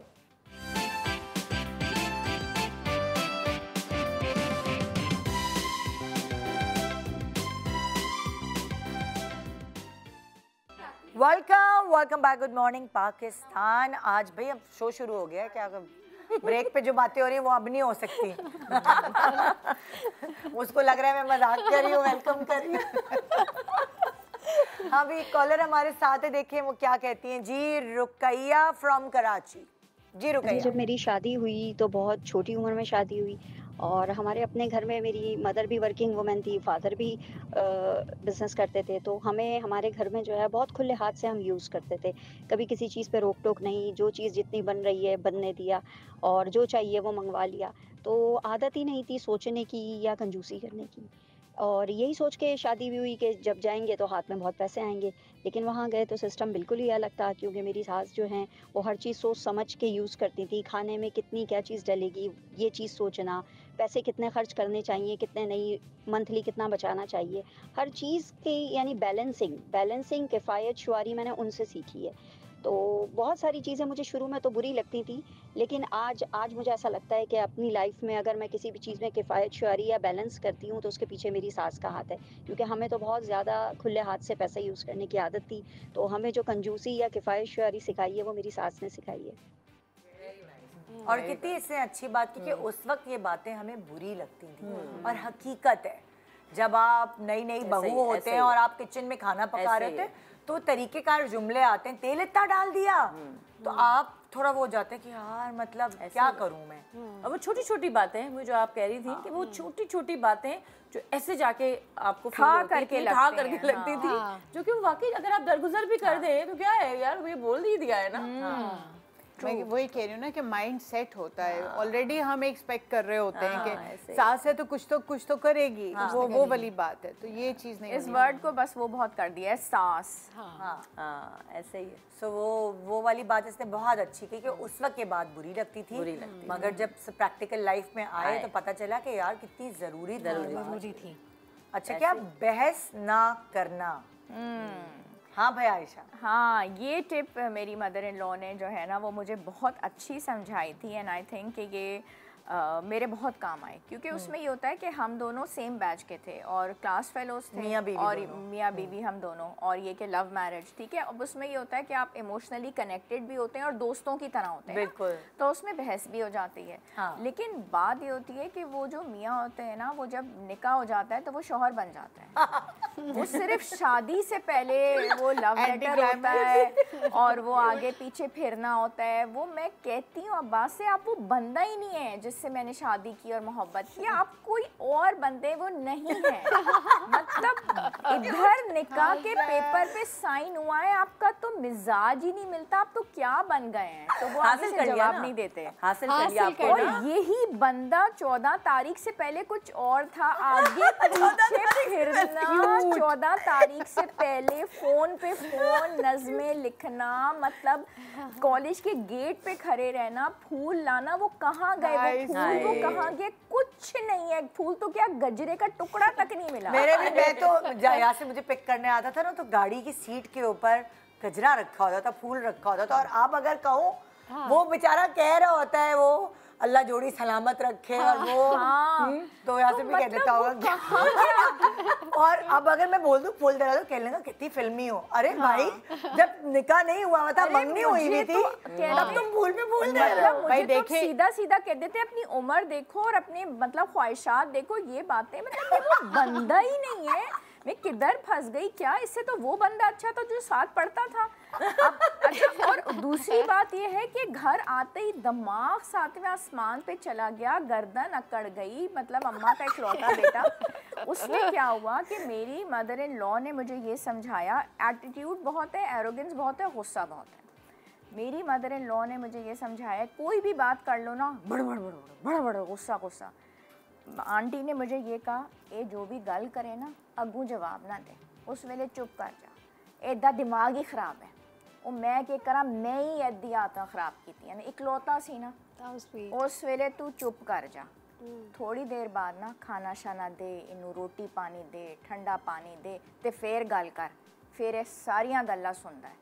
ये जो उनकी टिप थी ना, बहुत गोल्डन टिप थी। अच्छा, आपकी एक्सपेक्टेशंस बहुत होते हैं, स्पेशली लव मैरिजेस में, आपकी मोहब्बत, आपको वो गुलाब के फूल, माँ को अपने बच्चे का पता होता है भाई, और उसके पेट में खाना जाएगा, बस फिर कुछ ये तो मुझे लगता है यूनिवर्सली एक्सेप्टेड ट्रूथ है, क्योंकि आदमी को खाना मिल जाए ना, मेरे भी हस्बैंड खाना न जब तक मेज पे लगे लगना ना जाए, ही इज इरिटेटेड, हर चीज जहर बुरी, और जैसे खाना चले जाता है तो कहती है कि ना, ए जदों आवे ना हस्पताल तो ड्यूटी करके, ठंडा पानी इनू दे, इदे वास्ते मुर्गी पका, कीमा इनू दे, कीमा इनू पसंद है, मुर्गी इनू दे, ठंडा पानी दे। ए जेड़े वेले बैठ जाए ना खाना शाना खा के, फिर अपनी गल कर, फिर गल कर, फिर देख किस तरह मान जाए। बहुत आला यार, बहुत आला। उसके बाद डॉक्टर साहब सेट। और पहले जो मैं करती थी, सुने आज तो ये हो गया, आज तो ये हो गया, आज तो ये हो गया, धड़ धड़ धड़ धड़, घर में हंगामे तमाशे शुरू। आंटी ने वो जो टिप बता दी ना, बहस तो करनी नहीं है, ठंडा पानी दे दो, मुर्गी दे दो, कीमा दे दो, डॉक्टर साहब सेट हो गए। उसके बाद जो करना क्या बात है, it goes with every human being actually. बिल्कुल। अच्छा, क्या इसीलिए मैं कहती हूँ कि जो अरेंज मैरिज होती है ना, वो ज्यादा सुकून से स्टार्ट होती है, बिकॉज जीरो एक्सपेक्टेशन होती है। बल्कि my husband was on the other side, वो मैं कुछ अगर रोमांटिक एक्सपेक्ट भी करती थी ना, तो वो he would settle me down. Mercedes expect की और पीको साइकिल निकली, फिर क्या होगा? ये भी तो अरेंज मैरिज में खतरा है भाई, कुछ भी हो, लेकिन आप सोच तो नहीं, ये तो पता है ना कि जो आपने पीस पसंद किया है वही होगा। आप अपने मर्सिडीज पसंद की और पीको साइकिल निकली, फिर बताएं, जवाब दें आप मुझे। मतलब आई डोंट थिंक सो कि आप रिस्क है, रिस्क। आप पहले जमीन पे खड़े हुए होते हैं, आप हवाओं में उड़ ही नहीं रहे होते, तो जब आपको एक स्टेप भी ऊंचा कोई ले जाए तो आप कहते हो वाह यार, ये तो काम का बंदा निकला है, तो बहुत अच्छा निकला। हाँ, बस इस सांस में आप कुंडली जो है ना, नहीं पूरी जिंदगी नहीं, फिर लक भी मैटर करती है। खैर, मैं तो खुश हूँ, मैं तो खुश हूँ। ये तो माशाल्लाह माशाल्लाह। हाँ, वैसे ये तो रिश्ता ऐसा है भाई, ये वाकई किस्मत है। हाँ, ये हर चीज किस्मत, नसीब आपके जो है ना, वो अल्लाह ताला ने बता दिया कि आपको इतना मिलना है, इतना मैंने देना है, किस किस वक्त देना है, क्या देना है। आपकी अपनी करतूतें भी मैटर करती हैं, ये भी मैं बता दूं। कितना आप साथ चलते, हर चीज आप बंदे एक पार्टनर पे तो नहीं छोड़ सकते ना, दोनों हाथ, स्पाउस को नहीं आप ब्लेम कर सकते। आपकी अपनी भी तो 50% कंट्रीब्यूशन है, और हर रिश्ते में इन्वेस्टमेंट है ना, आपने कितना दिया है। आजकल जल्दी डिवोर्स का कितना ज्यादा है, पहले का। अरे भाई, आज मियाँ की माँ के ऊपर बात करनी है, माँ के ऊपर फिर हम वहाँ चले गए, तुम लोग अपने मियाँ की बातें करने लगे। अच्छा, ओके, ड्रेसिंग अप। हाँ। मेरी सास पहनने ओढ़ने में बहुत सलीकामंद थी। अरे और वो ज़माने थे ना जब मैचिंग बड़ी मैटर करती थी। अगर उनका मोव कलर का ड्रेस है तो उनकी स्टॉकिंग्स भी मोव होती। नहीं कहें, खुदा की कसम, अभी ऑन एयर जा रहे हैं, my husband would bear witness to that. मेरी ससुर बहुत अच्छे अच्छे कपड़े, वो क्वालिटी फैब्रिक पहनती थी, मेरी तरह नहीं कि पठान की दुकान से भी उठा के पहन ली। She would only have clothes from selected outlets. और मेरे ससुर बड़े अच्छे अच्छे कपड़े, उनकी जूतों की, वो ज़्यादातर अपनी बेगम के लिए वो शॉपिंग करते थे। उनकी हेयरिंग का इश्यू था थोड़ा, तो वो मेरी नंद भी लेकर आती थी और बहुत अच्छे से चूड़ियाँ, मैचिंग स्टॉकिंग्स, मैचिंग जूते, कपड़े, ये वो तो क्वीन की तरह से घर में रहती। तो आप वो जो शाम में तैयार होती थी वो सब पहन के बैठती थी? हाँ, स्टॉकिंग्स एंड चूड़ियाँ। बस सर्दी का मौसम है या कुछ तो वो कहीं आना जाना हो तो प्रॉपर तैयार होके जाती आती थी। हमारी तरह थोड़ी बालों का गुज्जड़ बना के। मुझे बहुत शौक था, पता है कि ऐसी मतलब लाइक ये तैयारी वाली होनी चाहिए थी मदर इन लॉज। भाई मैं खुद ऐसे शादी के फौरन बाद, मुझे चूंकि आदत ही नहीं थी, अगेन हम वो वाली कैटेगरी हैं जल्दी जल्दी शादियों वाले। कॉलेज से आखिरी पेपर दिया, शादी हो गई, तो मुझे ज्वेलरी अभी भी बहुत तंग करती है। I hardly wear, even sets पे जो भी पहनी होती है ना, मैं उतार के रिंग्स रख देती हूँ, तो वो गुमा जाती हैं, तो मुझे वो ज़बरदस्ती, तो वो मुझे कहती जाके चूड़ियाँ पा के आ, जा कान क्यों खाली, तो वो पहनाती होती थी ज़बरदस्ती के तुम अब शादीशुदा हो तो ये पहना करो, अच्छी बात है। बाजू खाली नहीं होने चाहिए कि आप 2 चूड़ी पहने मगर आप चूड़ी पहने, खाली हाथ नहीं रहना। तो ये चीज़ें सारी मैंने उनसे सीखी थी। और फिर कपड़ों को भी बड़े अच्छे सलीके से रखना, तहें लगा के यूं करके, ये नहीं कि गोले मोले गुच्छे मुच्छे करके या ऐसे। बहुत उनकी वार्डरोब, उनके जूते, कपड़े, सब कुछ बहुत टिप टॉप होते थे। जबरदस्त जबरदस्त जबरदस्त। टोटके जी, वो वही सफाई की बड़ी वो थी कि उनको सफाई का और हर चीज़ का था। तो ना मैंने उनसे वो सीखा कि वो फर्नीचर की और दरवाज़ों की सफाई कैसे करती थी।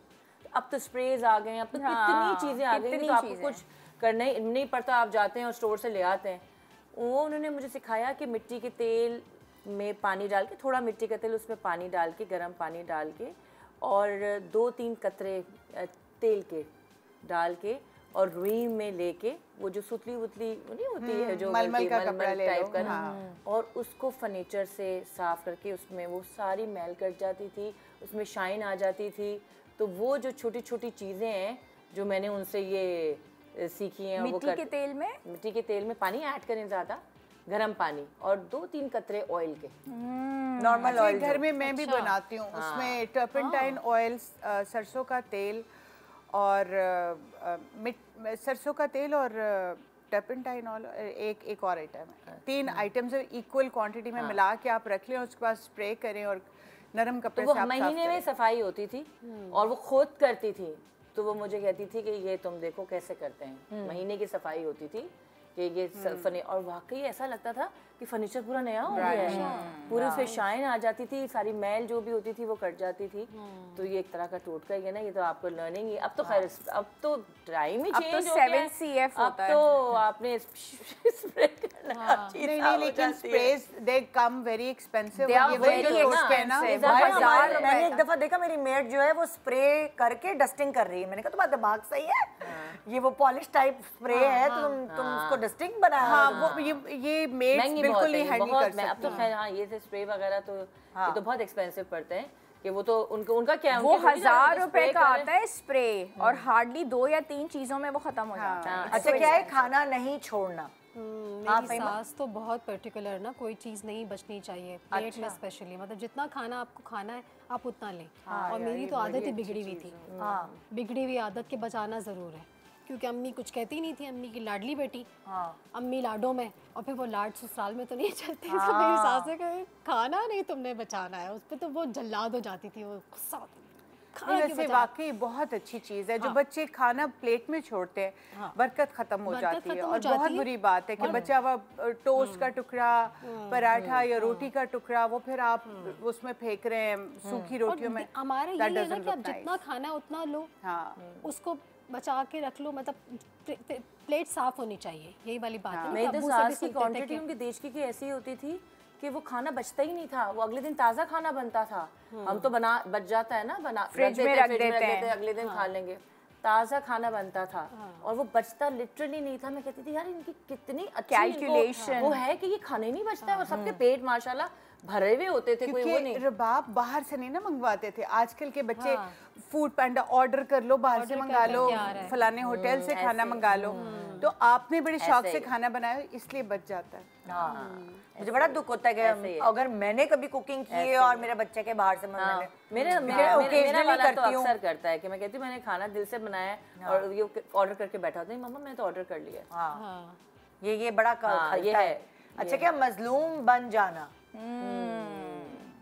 ये टिप भी बड़े काम की है। अच्छा उसमें मजे सुनाती है, ये भी बड़े मजे तो यार बहुत काम की है। अच्छा उसमें ये होता था कि अच्छी भली हैं, मतलब माशाल्लाह से सुबह से शाम तक एक्टिव हैं वो। अच्छा she is still alive and she is 92 माशाल्लाह माशाल्लाह and she is still active और सब कुछ।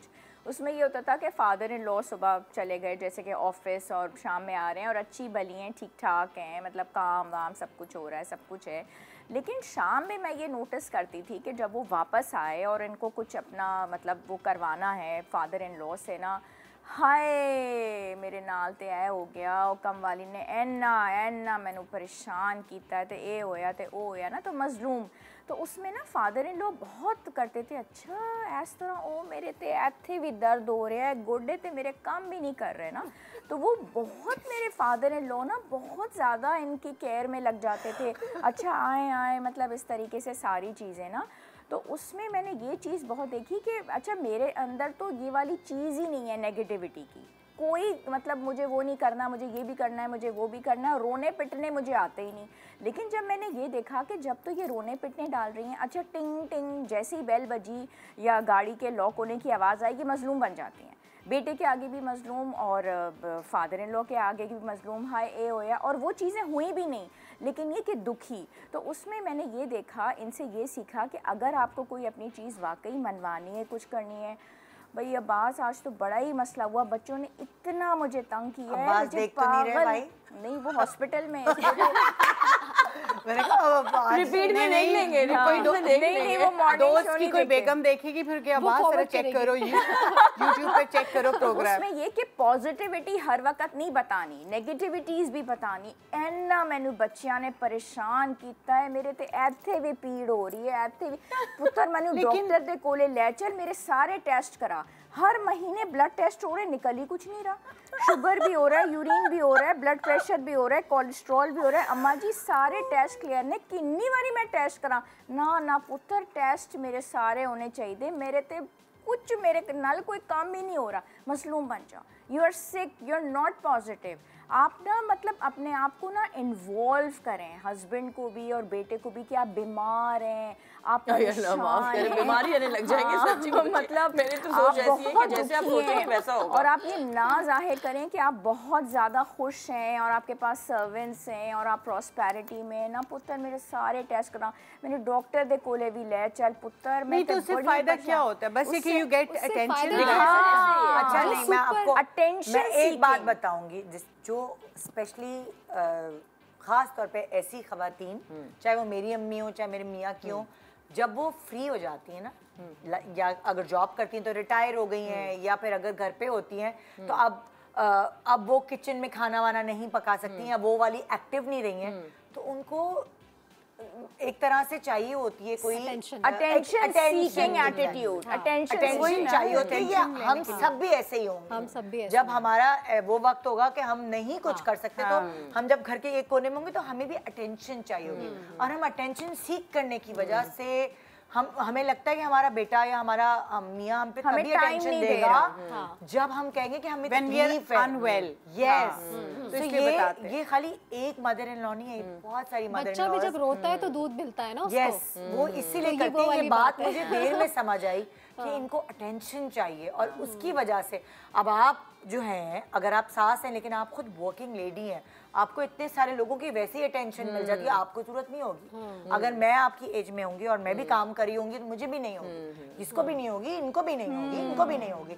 लेकिन अगर हम घर में ही होंगे और हमें वो तवज्जो से सारी जिंदगी मिली है, वो नहीं मिलेगी, हम भी करेंगे। अच्छा, एक और एस्पेक्ट भी है, वो हम ब्रेक के बाद बात करते हैं, ठीक है? छोटे से ब्रेक के बाद। Good morning.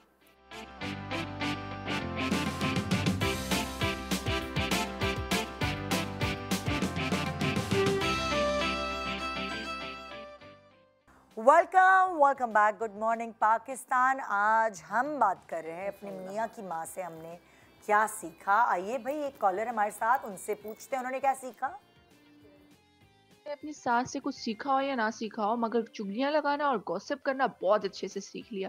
क्योंकि मेरी जो नंदे थी वो 4 थी और इन लोगों को आपस में चटपटी बातें करना, गॉसिप करना, चुगलियां लगाना बहुत पसंद था। भाई मेरे घर पर तो मेरी अम्मी मुझे 4 लोगों में भी नहीं बैठने देती थी। वो मना करती थी कि कभी कोई बड़ा आ जाए तो उसमें बैठना भी नहीं है। और वैसे भी इन लोगों की फैमिली में एडजस्ट होने के लिए मुझे ये सब करना ही पड़ा। चुगलियां लगाना, गॉसिप करना, आपस में एक दूसरे की बात करना, ये तो भाई इन लोगों की फैमिली में एडजस्ट होने के लिए मुझे करना ही पड़ा, लाजमी। और वैसे भी शुरू शुरू में मुझे मज़ा ही नहीं आता था। जब इन लोगों के साथ एडजस्ट हुई, जब इन लोगों के साथ बातें सुनी, कभी किसी औरत की कभी किसी की, फरजाना ने उसको कुछ कह दिया, उसके मियाँ ने उसको कुछ कह दिया, उसकी सास ऐसी है, उसकी सास वैसी है, उसकी बहू ने उसको ऐसे कर दिया। ये सब बातें सुनने के बाद ना मुझे भी बहुत ज़्यादा इंटरेस्ट होना शुरू हो गया इसमें। अब मैं भी वो जो हूँ ना, वो भी बहुत सी गॉसिप्स और ये चुगलियाँ वगैरह में इंटरेस्ट लेने लग गई हूँ। यार ना ये 2 कॉलेज जो आई है ना आज तुम्हारे शो पे निदा, मतलब ये बहुत दिल से 2 कॉलेज जो थी ना, वो तो बस नहीं दुखी नहीं, वो तो खुश है, उसने अपनी खुशी ढूंढ ली। इसलिए कहते हैं इंसान को अपनी खुशी इस दुनिया में ढूंढ लेनी चाहिए, वो चुगली में क्यों ना हो। हाँ, जहाँ आपको एडजस्ट होना है, सेटल होना है, तो आपको खुश रहना है। तबाहियां फिर रही होंगी ना तुम, ये भी तो देखो तबाहियां कितनी हो रही ये आपका अगर सर्वाइवल है तो सही है। सर्वाइवल के लिए आपने खुश रहना, आपने खुद अपनी खुशी तलाश करनी कि इस कायनात की किस चीज में आपकी खुशी है, वो आपने सीख लेनी है। सही बात है, बुरी बात नहीं है, बिल्कुल सही। आपको नहीं जाएगा गुनाह। अच्छा, कितना उसको और बूस्ट अप कर रही हैं, कर रही है। अच्छा ठीक है, लगी रहो बहन तुम अपनी चुगलियों कॉल सुन के ना शरारत कूद पड़ी दिल में। करती रहो बहन चुगलियां, अगर तुम इसमें खुश हो, ड्रामा में खुश रहो। Entertaining guests. हाँ जी हाँ, ये हमारे ससुराल का एक बड़ा मेन फीचर है। एक तो गेस्ट कोई ऐसे अचानक नहीं आन धमकते थे, पूरा प्रोटोकॉल होता था। किसी ने आना तो पहले कॉल करके इन्फॉर्म करते थे, शाम 5 बजे आएंगे, फलाने इतने बजे आएंगे। तो मेरी सास जो बहुत एलेबरेट किस्म की चाय पानी खाना जो कुछ भी होता था वो अबव द नॉर्मल लेवल, मतलब उनका बस नहीं चलता था कि क्या क्या कुछ ही चुन दें टेबल पे। कमरा जहाँ भी गेस्ट ने बैठना है, वो एक तो वैसे ही वो सफाई पसंद थी, वो उससे भी 2 हाथ आगे के, it should look nice. And ये नहीं कि सर झाड़ मुंह फाड़ वो खुद आके बैठ जाएंगे, वो बड़ा अच्छा सा तैयार होके खुद भी सेट, टेबल सेट, खाना पीना, और फिर गप शप। और इतनी जिंदा दिल खातून थी कि सब लोग बड़ी खुशी खुशी आके मिलते थे। They would have time of their life उनकी प्रेजेंस में। मेरे ससुर भी और सास भी, अल्लाह ने जन्नत नसीब करे दोनों को। और बहुत रौनकी। मैंने भी मेहमान नवाजी अपनी मदर इन लॉ से बहुत सीखी कि मेरी मदर इन लॉ कोई भी आ जाए ना, शाम के टाइम भी वो चिकन कढ़ाई बना के ले आती थी, बस खाना खिलाए बगैर जाने नहीं देना। पहले तो यार खाने का टाइम नहीं है, बेशक कोई ऐसे मिलने आया है, चाय का टाइम है, खाने का नहीं टाइम, लेकिन भाई कोई आपके घर आ जाए तो खाना खाए बगैर नहीं जाएगा। तो ये मैंने उनसे बहुत, मतलब मुझे अच्छी लगती थी उनकी एक क्वालिटी। जब तक उनके हाथ पैर और दावत है ना कोई बहू की हेल्प लेंगी ना कुछ, हम लोग सैलेड और रायता बनाएंगे, सारा खाना। और पहले नौकर भी नहीं होते थे आपके 24 घंटे वाले, है ना। और मैं कहती थी कि ये लोग सिंगल हैंडेड कैसे सारी चीजें कर लेती थी, और खाने इतने सारे बना के, और आपने वाकई वो चीजें सिंगल हैंडेड, और मसाले भी खुद, ये वाले पैकेट वाले नहीं, पैकेट वाले मसाले नहीं डलते थे पहले, ये सारे। इनकी प्लानिंग बहुत अच्छी होती थी, मतलब जो भी, मतलब मेरी सास की उम्र की जितनी भी खवातीन थी, ये इन लोगों की प्लानिंग बहुत अच्छी होती थी कि मैंने किस तरह। देखिए हमारे घर अब ये चीज़ें मैंने उनसे सीखी हैं। जैसे शामी कबाब है, जिस दिन टाइम है मेन्यू उस हिसाब से है कि टाइम आज जल्दी वो फारिग हो जाएंगी, तो फिर वो कहती थी कि शामी कबाब बना के रखे में फ्रीजर में, समोसे, चीजें बनाई तो खुद बनाती थी भाई पट्टियां, जो समोसे की अब तो बनी बनाई, अब तो बनी बनाई, और हर चीज अब तो समोसे ही बने बनाए। अब पता चला तुम सलीके वाली कैसी हो बेटा, अब हमें पता चल गया राज। नहीं, उनका बहुत हाथ है, उनका ना माशाल्लाह, इसमें कोई शक नहीं है कि मुझे इस चीज में लेके जाना। और टमाटर का कभी इतने महंगे हो जाते हैं, वो जब अच्छे प्राइस में मिल रहे होते थे तो वो मंगा के वो पूरी एक बकेट भर के टमाटरों की डीप फ्रीजर में होती है, तो वो बस वो निकाले और कट लगा के उसको डीप फ्रॉस्ट करके वो यूज कर लिया। अब जैसे like for example deep freezer की मुझे आदत नहीं थी, जो फ्रिज के ऊपर छोटा सा होता है डीप फ्रीजर वही होता था, तो नहीं ये लेकर आई डीप फ्रीजर जाके इसी तरह स्टोर करने के लिए मटर हो गए, पालक हो गए काट के, ये सारी चीजें काट के ना वो अब मेरे इसी तरह ही होता है कि हर चीज कटे हुई पैकेट्स में बनी हुई होती हैं कि वो आप फौरन निकालें और वो इतनी कन्वीनियंस होती है कि कोई मेहमान आ जाए तो ये नहीं कि दो चीजें जो बनी है आप रख दें। आप जल्दी से कबाब भी बना रहे हैं, साथ में मैरिनेटेड चिकन पड़ा तो वो आपने फटाफट कढ़ाई बना ली, रोस्ट कर लिया, तो ये चीजें उनकी बहुत अच्छी थी। ऐसे ही ऐसे ही। अब क्या है सिलाई कढ़ाई, ये किसका? वो पहले ना फ्रिल वाली चादरें चलती थी, फ्रिल वाले तकिए होते थे। जी जी जी जी। तो वो उस वक्त था बड़ा वो तो उन्होंने कहा, मैंने एक दफ़ा बाज़ार उनके साथ गई तो मैंने उनको बोला कि ये चादर एक दफ़ा ले ली, फिर ले ली। उन्होंने नहीं, मैं तुम्हें घर में बताऊंगी, इतना आसान है ये फ्रिल वाली चादर बनाना, और जितनी बाहर महंगी पड़ रही है ये तुम्हें इतनी कीमत की पड़ेगी। तो वो उन्होंने मुझे लाई और मुझे उन्होंने मशीन पे बैठ के सिखाया कि फ्रिल कैसे बनती है। और फिर मैंने चादर बनाई फ्रिल वाली, और तकिए फिर मैं बनाती थी। उस जमाने में बड़ा फैशन में था कि जी फ्रिल वाले तकिए वो विक्टोरियन स्टाइल वो वाला ना, और आपकी जो बेड होता था उसके नीचे फ्रिल लगी हुई होती थी, तो वो मैंने उनसे सीखी।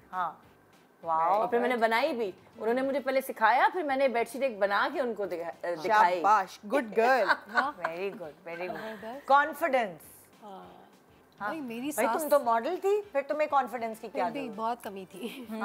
मेरी सास बहुत कॉन्फिडेंस, मतलब इस तरह से मैं कॉन्फिडेंट तो थी हमेशा से, लेकिन कंफ्यूज होती थी हमेशा। जैसे खाना बना रही हूँ तो मेरी तो घरेलू कामों में कंफ्यूज, घरेलू कामों में तो मैं खाना बना रही हूँ, बिरयानी बना रही हूँ, मेरी दोस्त आई हुई मुझे बोल रही है कि तुम इससे एक काम करो, इसको तुम ऐसे कर लोगी तो ऐसे कर लो, इसको ऐसे बना लो। तो मेरी सास सुनती रही फिर मुझे कहती है, आप मेरे पास आके कहती है तुम इसकी बात क्यों सुन रही हो, तुम इतनी अच्छी बिरयानी बनाती हो, किसी के सुनने की ज़रूरत नहीं है, अपनी मर्ज़ी से डालो, बहुत अच्छी बनाती हो, और ना किसी से पूछा करो ना किसी की सुना करो।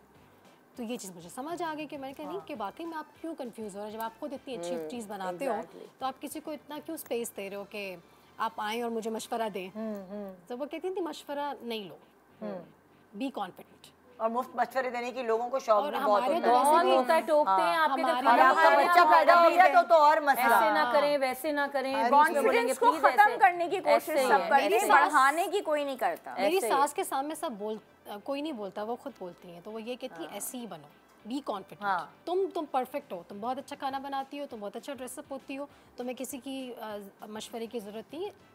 फिर मैं उनसे पूछती थी कि मैं क्या पहनूं, कैसा अच्छा लग रहा है। जैसे मैं हमेशा से डल कलर्स पहनती थी, लाइट कलर्स पहनूं, लेकिन डार्क कलर्स पहनो, तुम पे शॉकिंग पिंक बहुत अच्छा लगता है, और तुम बाल ऐसे बनाओ, रेड लिपस्टिक लगाओ, कभी कभी लाइनर भी लगाओ। पहले वाली तो मुझे ना उनको रेड लिपस्टिक का बड़ा शौक होता था कि आपको कॉन्फिडेंस मिलता है ना सास से कि आपकी माँ है वो, जैसे आप एक माँ छोड़ के आ गए और आपके पास ये वाली माँ है, सो बहुत चीज़ें मैं बहुत अप्रिशिएट करती हूँ। अच्छा क्या है हर चीज़ पे नजर रखना, तो ये भी तो इनका जी होता ना, तुम सवाल करते नहीं बहुत सारी चीजें इन्होंने अपनी मदर इन लॉ से सीखी। हाँ, बिकॉज ये कि वो जो थी उनका तजर्बा ऑफ कोर्स बहुत ज़्यादा था, तो उनका ये था कि मैंने ये देखा कि अगर वो अपने रूम से निकलती थी तो 10 या 15 मिनट के बाद उनका एक राउंड ज़रूर होता है जो पूरे घर में वो लगाती ज़रूर थी।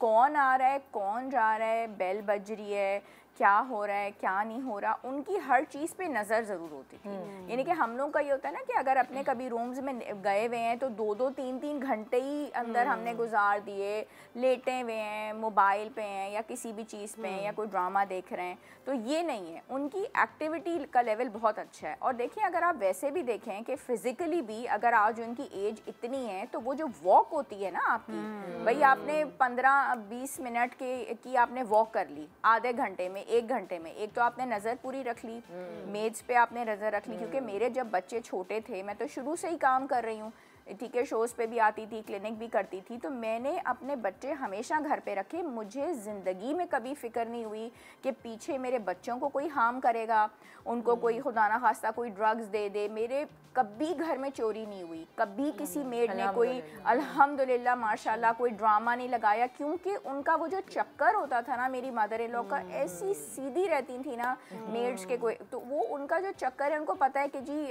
सास ने या दादी ने चक्कर लगाना है, और उस चक्कर की वजह से एक तो उनकी फिजिकल एक्टिविटी हो रही है, ठीक है ना, आप पूरे घर का राउंड लगा रहे हैं, और दूसरा हर चीज़ पे नज़र हो रही है, आए गए का हर चीज़ का पता चल रहा है। तो ये चीज़ बहुत अच्छी है। तो ये अब मैं ये चीज़ प्रैक्टिस करती हूँ कि जी हम बिल्कुल ही कमरों में जो घुस के बैठे रहते हैं, तो दैट्स नॉट ट्रू और अच्छी बात भी नहीं है। आप घर पे नज़र ज़रूर रखें, बच्चों पे ज़रूर रखें, मेड्स पे रखें, बाहर निकल के देखें हो क्या रहा है। बहुत सारी ऐसी चीज़ें। अच्छा, एक चीज़ जैसे मैंने उनसे सीखी, उस वक्त मुझे समझ नहीं आती थी।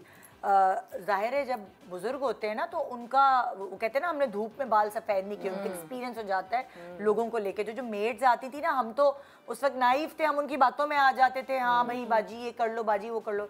उनको पता था भाई वो कितने पानी में है, वो तो उड़ती चिड़िया के पैर गिन लेते थे, तो वो बता देती थी कि ये सही नहीं है जो तुमने औरत रखी है। उस वक्त हमें लगता था कि हाय ये गलत कह रही है, लेकिन बाद में कुछ अरसे बाद पता चलता था कि यार उनकी नज़र जो है वो देख ही, हम वो देख ही नहीं सकते जो वो देख रही हैं। तो वो बाद में समझ आया कि वो यार ये तो सही कह रही थी इस औरत के बारे में, ये तो ऐसे निकली। तो वो ये यहाँ पे काफ़ी जो है ना बीच में रिफ्ट्स आते हैं बहू और सास के। तो मासी नहीं टिकने देती, ये टिकने नहीं देती क्योंकि उनको पता होता है कि ये जो है ये लड़की है, छोटी है, इसको उल्लू बना लेंगी। ऐसे बहुत दफ़ा मेरे साथ हुआ है। ऐसे ही है। तो ये सिनेरियो है। क्या है नफली रोज़े रखना? ये तो खैर एक एस्पेक्ट है, लेकिन एक स्पिरिचुअलिटी वाला वो जो एलिमेंट था ना, वो कम से कम मेरे अंदर वो छोड़ के गई हैं, क्योंकि मुझे होता है कि अब वो नहीं है तो जैसे मुहर्रम में, हज के वक्त, हमारे घर में अदरवाइज भी तमाम ऐसे इम्पोर्टेंट डेज पे वो रोज़ा रखती थी। बीमारी की हालत में रोज़ा नहीं छोड़ती। ऐसे ही था। तो she was very prompt about it. और मतलब आते जाते वो दुआएं पढ़ रही हैं, सबके लिए कर रही हैं। तो अब मैं भी कोशिश करती हूँ कि जितना भी जहाँ भी हूँ कहीं मैं कॉन्स्टेंटली अपनी फैमिली के लिए वो दुआ का जो सिलसिला है वो जारी रखो। ये एक बड़ी इम्पोर्टेंट चीज़ होती है। वो सफ़र का महीना है तो वो 313 मरतबा सूरह मुज़म्मिल पढ़ना है। और ये ना चीज़ें मतलब बड़ा वैसे पहले के जो हमारे बुजुर्ग हैं वो इन चीज़ों में बहुत ज़्यादा वो बिलीव भी करते थे, और इन चीज़ों में वो होता था नहीं अब ये करना है, अब ये रमज़ान आ रहा है, अब मुहर्रम आ रहा है, तो ये चीजें बड़ी बचाती भी यही चीजें हैं जो रूहानियत और देना दिलाना, ये सब चीजें का क्या करना है, कब खैरात करनी, कब देना दिलाना, इस सारी चीजों के बारे में ज़कात हो गई, आप चैरिटी देते हैं। बिल्कुल, तो ये सारी चीजें बाजरा डालती हैं छत पे एवरी डे, बोरियों की बोरियां आती हैं, वो कभी भी नहीं, इसमें कोई स्किप नहीं होता। मेरे मियाँ इस तरह के हैं, बाजरा डलेगा ही डलेगा छत पे माशाल्लाह। और मुझे भी कहती है आता है आप बाजरा डालो ना, सदका है ना, ये किसी भी फॉर्म में आप सदका दें, वो सदका देना वो हमारे घर में भी अल्लाह का शुक्र।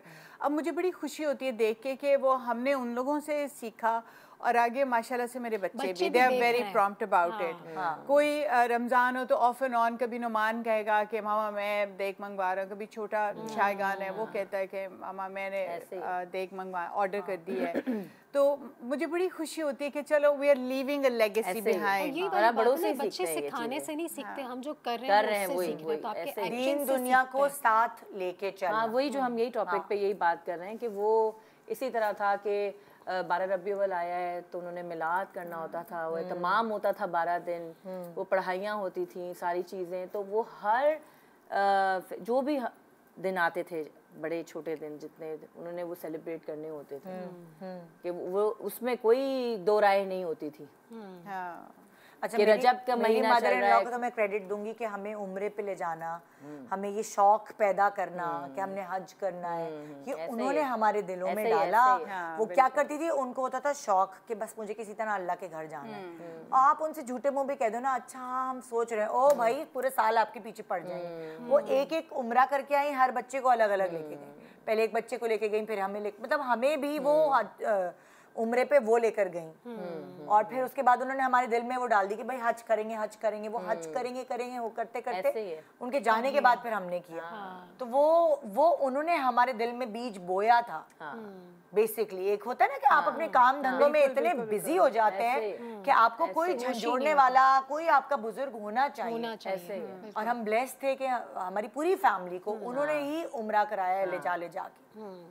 सो वो वाली चीज है, नेबर्स को हमारी की गई सारी नेकियों के सवाब उन तक भी जाना, नेबर्स को खाना देना। हाँ, वो तो भाई पहली औरतों का ये भी वही जैसे सारी बात है कि कोई भी अच्छी चीज़ वो जैसे बनाती थी, कोई जैसे होता है ना कड़ी बन गई, हलीम बन गई, इस तरह से, तो फिर वो ज़रूर उनके जो 3-4 ऐसे नेबर्स होते थे तो वो उनके यहाँ ट्रे में रख के और वो कवर करके, तो ये बहुत अच्छा लगता था। और पहले तो मोहल्लेदारी में इतना पूरी ट्रेस बन के सारे घरों में जाती थी और जी आज 15 घर करने हैं, रमजान में उनको अफ्तारी करानी है, आज 10 घर निपटा देते हैं, उस दूसरे रोजे अशरे में 10 घर निपटा देंगे। अब बहुत चेंज हो गया है कि अब नेबर्स का पता ही नहीं है और अब ये डिस्ट्रीब्यूशन बिल्कुल ही खत्म हो गया है।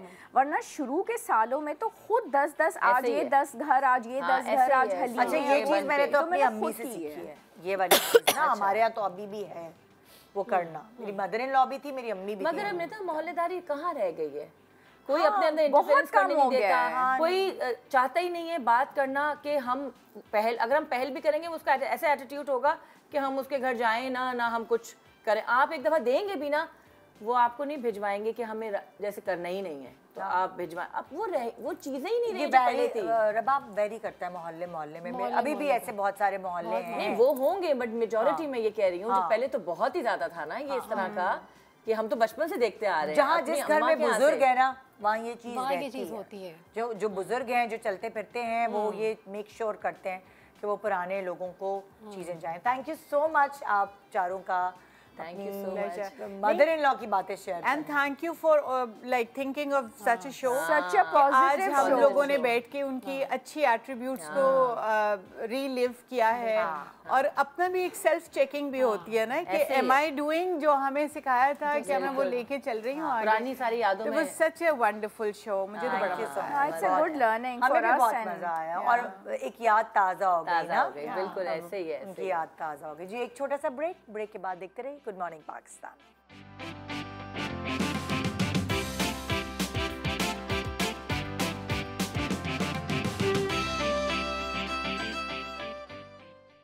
Welcome back, good morning Pakistan. और अब मैं आपकी मुलाकात करवाने वाली हूँ मोहम्मद लमान समो से, जो कि विलाम परफ्यूम से हैं। अस्सलाम वालेकुम अस्सलाम, कैसे हैं आप? ठीक है, कैसे हैं आप? बिल्कुल ठीक। तो आप ओनर हैं? बिल्कुल ऐसा ही है, बिल्कुल ऐसा ही है, बिल्कुल। तो सबसे पहले आप अपने बारे में बताएं कि आपने ब्रांड कब शुरू किया, कैसे शुरू किया, और फिर अपने ब्रांड के बारे में बताएं। जी बिल्कुल।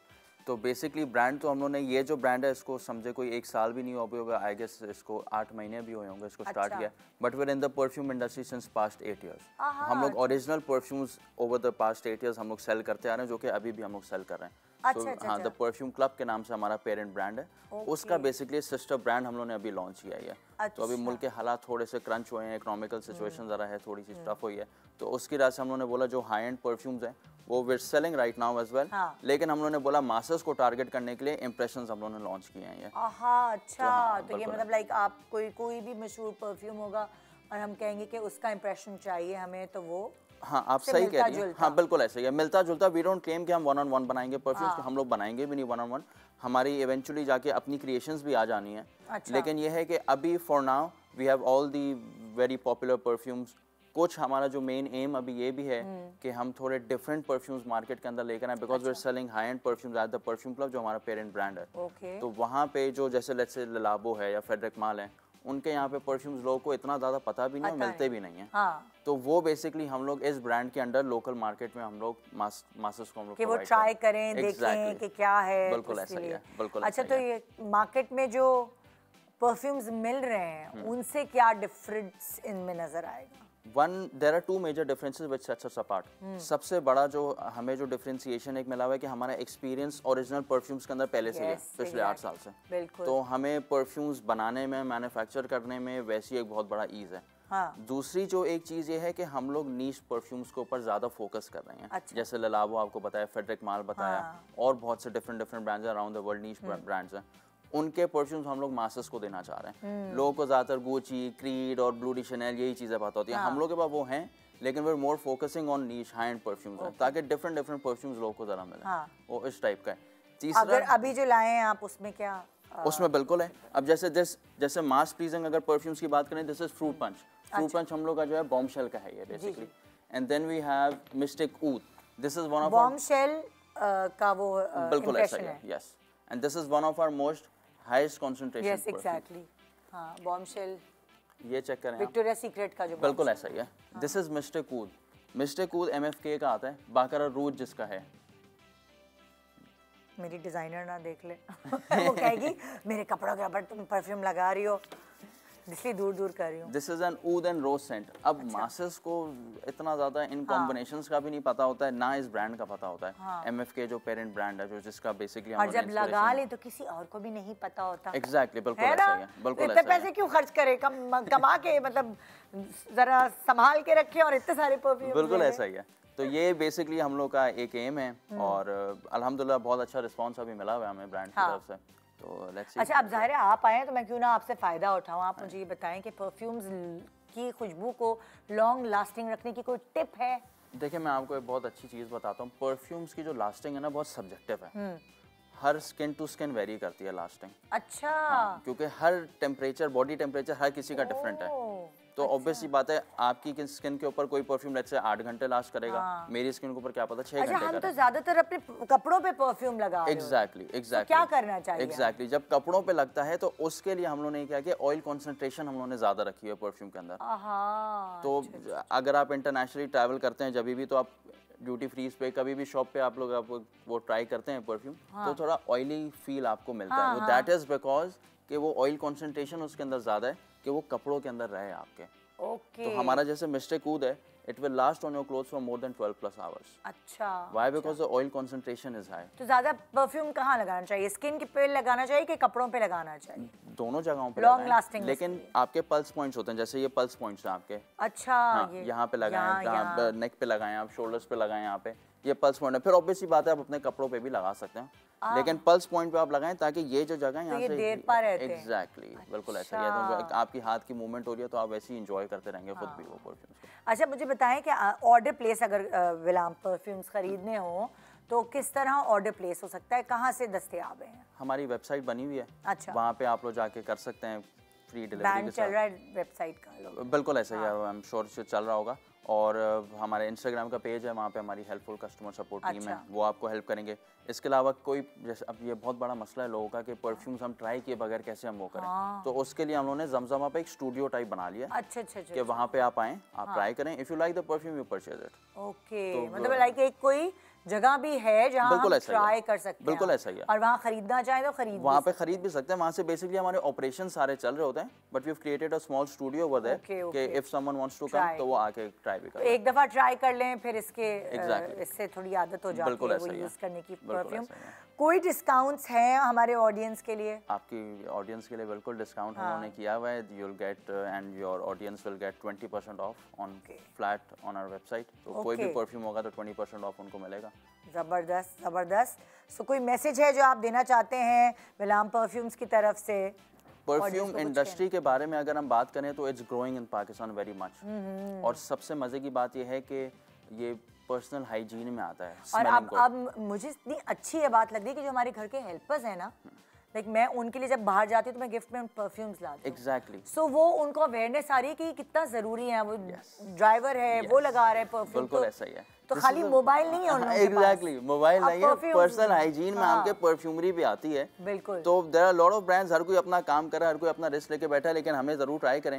We are a little different in the market, we are in the industry since past 8 years, original perfumes बेच रहे हैं। तो अभी इन जो सारे परफ्यूम्स जो सामने नजर आ रहे हैं लोगों को, उसके बारे में बता दें। आपने 2 के बारे में बताया। बिल्कुल ऐसा ही है। सो ये जो है मिस्टिक ऊद है, इसमें क्या कहते हैं आपको MFK का ऊद सेट इन मूड एक परफ्यूम है। It's one of my personal favourite perfume. Oud and rose का कॉम्बिनेशन है, वो इसके अंदर आपको मिलता है। Then we have is Garden Rush. Garden Rush Gucci Rush जो परफ्यूम है, फ्लोरल सेंट है, वो बहुत एक अच्छा फ्लोरल सेंट है, जो फीमेल्स हैं जो यूनिवर्सिटी गोइंग हैं उन लोगों के लिए बहुत अच्छा है। Fruit punch at the same time is another energetic and youthful females perfume, teenagers हैं, कॉलेज जा रही हैं, स्टूडेंट्स हैं, स्कूल की हैं, उनके लिए बहुत अच्छा है। Then we have Jirga. Jirga जो है this is launched only on my personal biasness, to be very honest. This is a woody leather scent और The Spirit of Dubai एक हाउस है, अरबिक हाउस है, बहुत नीश हाउस है, उसका आता है मैदान। अच्छा। उसका हम लोगों ने समवॉट उससे इंस्पिरेशन लेके हम लोगों ने ये बनाया हुआ। This is a woody leather scent, perfect for winters का सेंट है। And then lastly over here जो रखा हुआ है दैट इज प्रोमीतो। प्रोमीतो फेडरिक माल का आता है promise, French house, niche house, उसका प्रॉमिस है, तो ये उसका है। इसके अलावा हमारे पास we have around 35 different articles total जो हैं हमारे पास वेबसाइट। वो आके हम जमजमा पे ट्राई करें, टेस्ट करें और उसके बाद ऑर्डर प्लेस करें। वेबसाइट आपके सामने बैन चल चुका है। तो ये थे विलाम perfumes. Thank you so much. Thank you so much. तो ये था हमारा आज का शो। उम्मीद है आज की पॉजिटिविटी आपके घर में भी पहुंचेगी और आपका दिन बहुत अच्छा गुजरेगा। Good morning Pakistan. खुदा हाफिज़।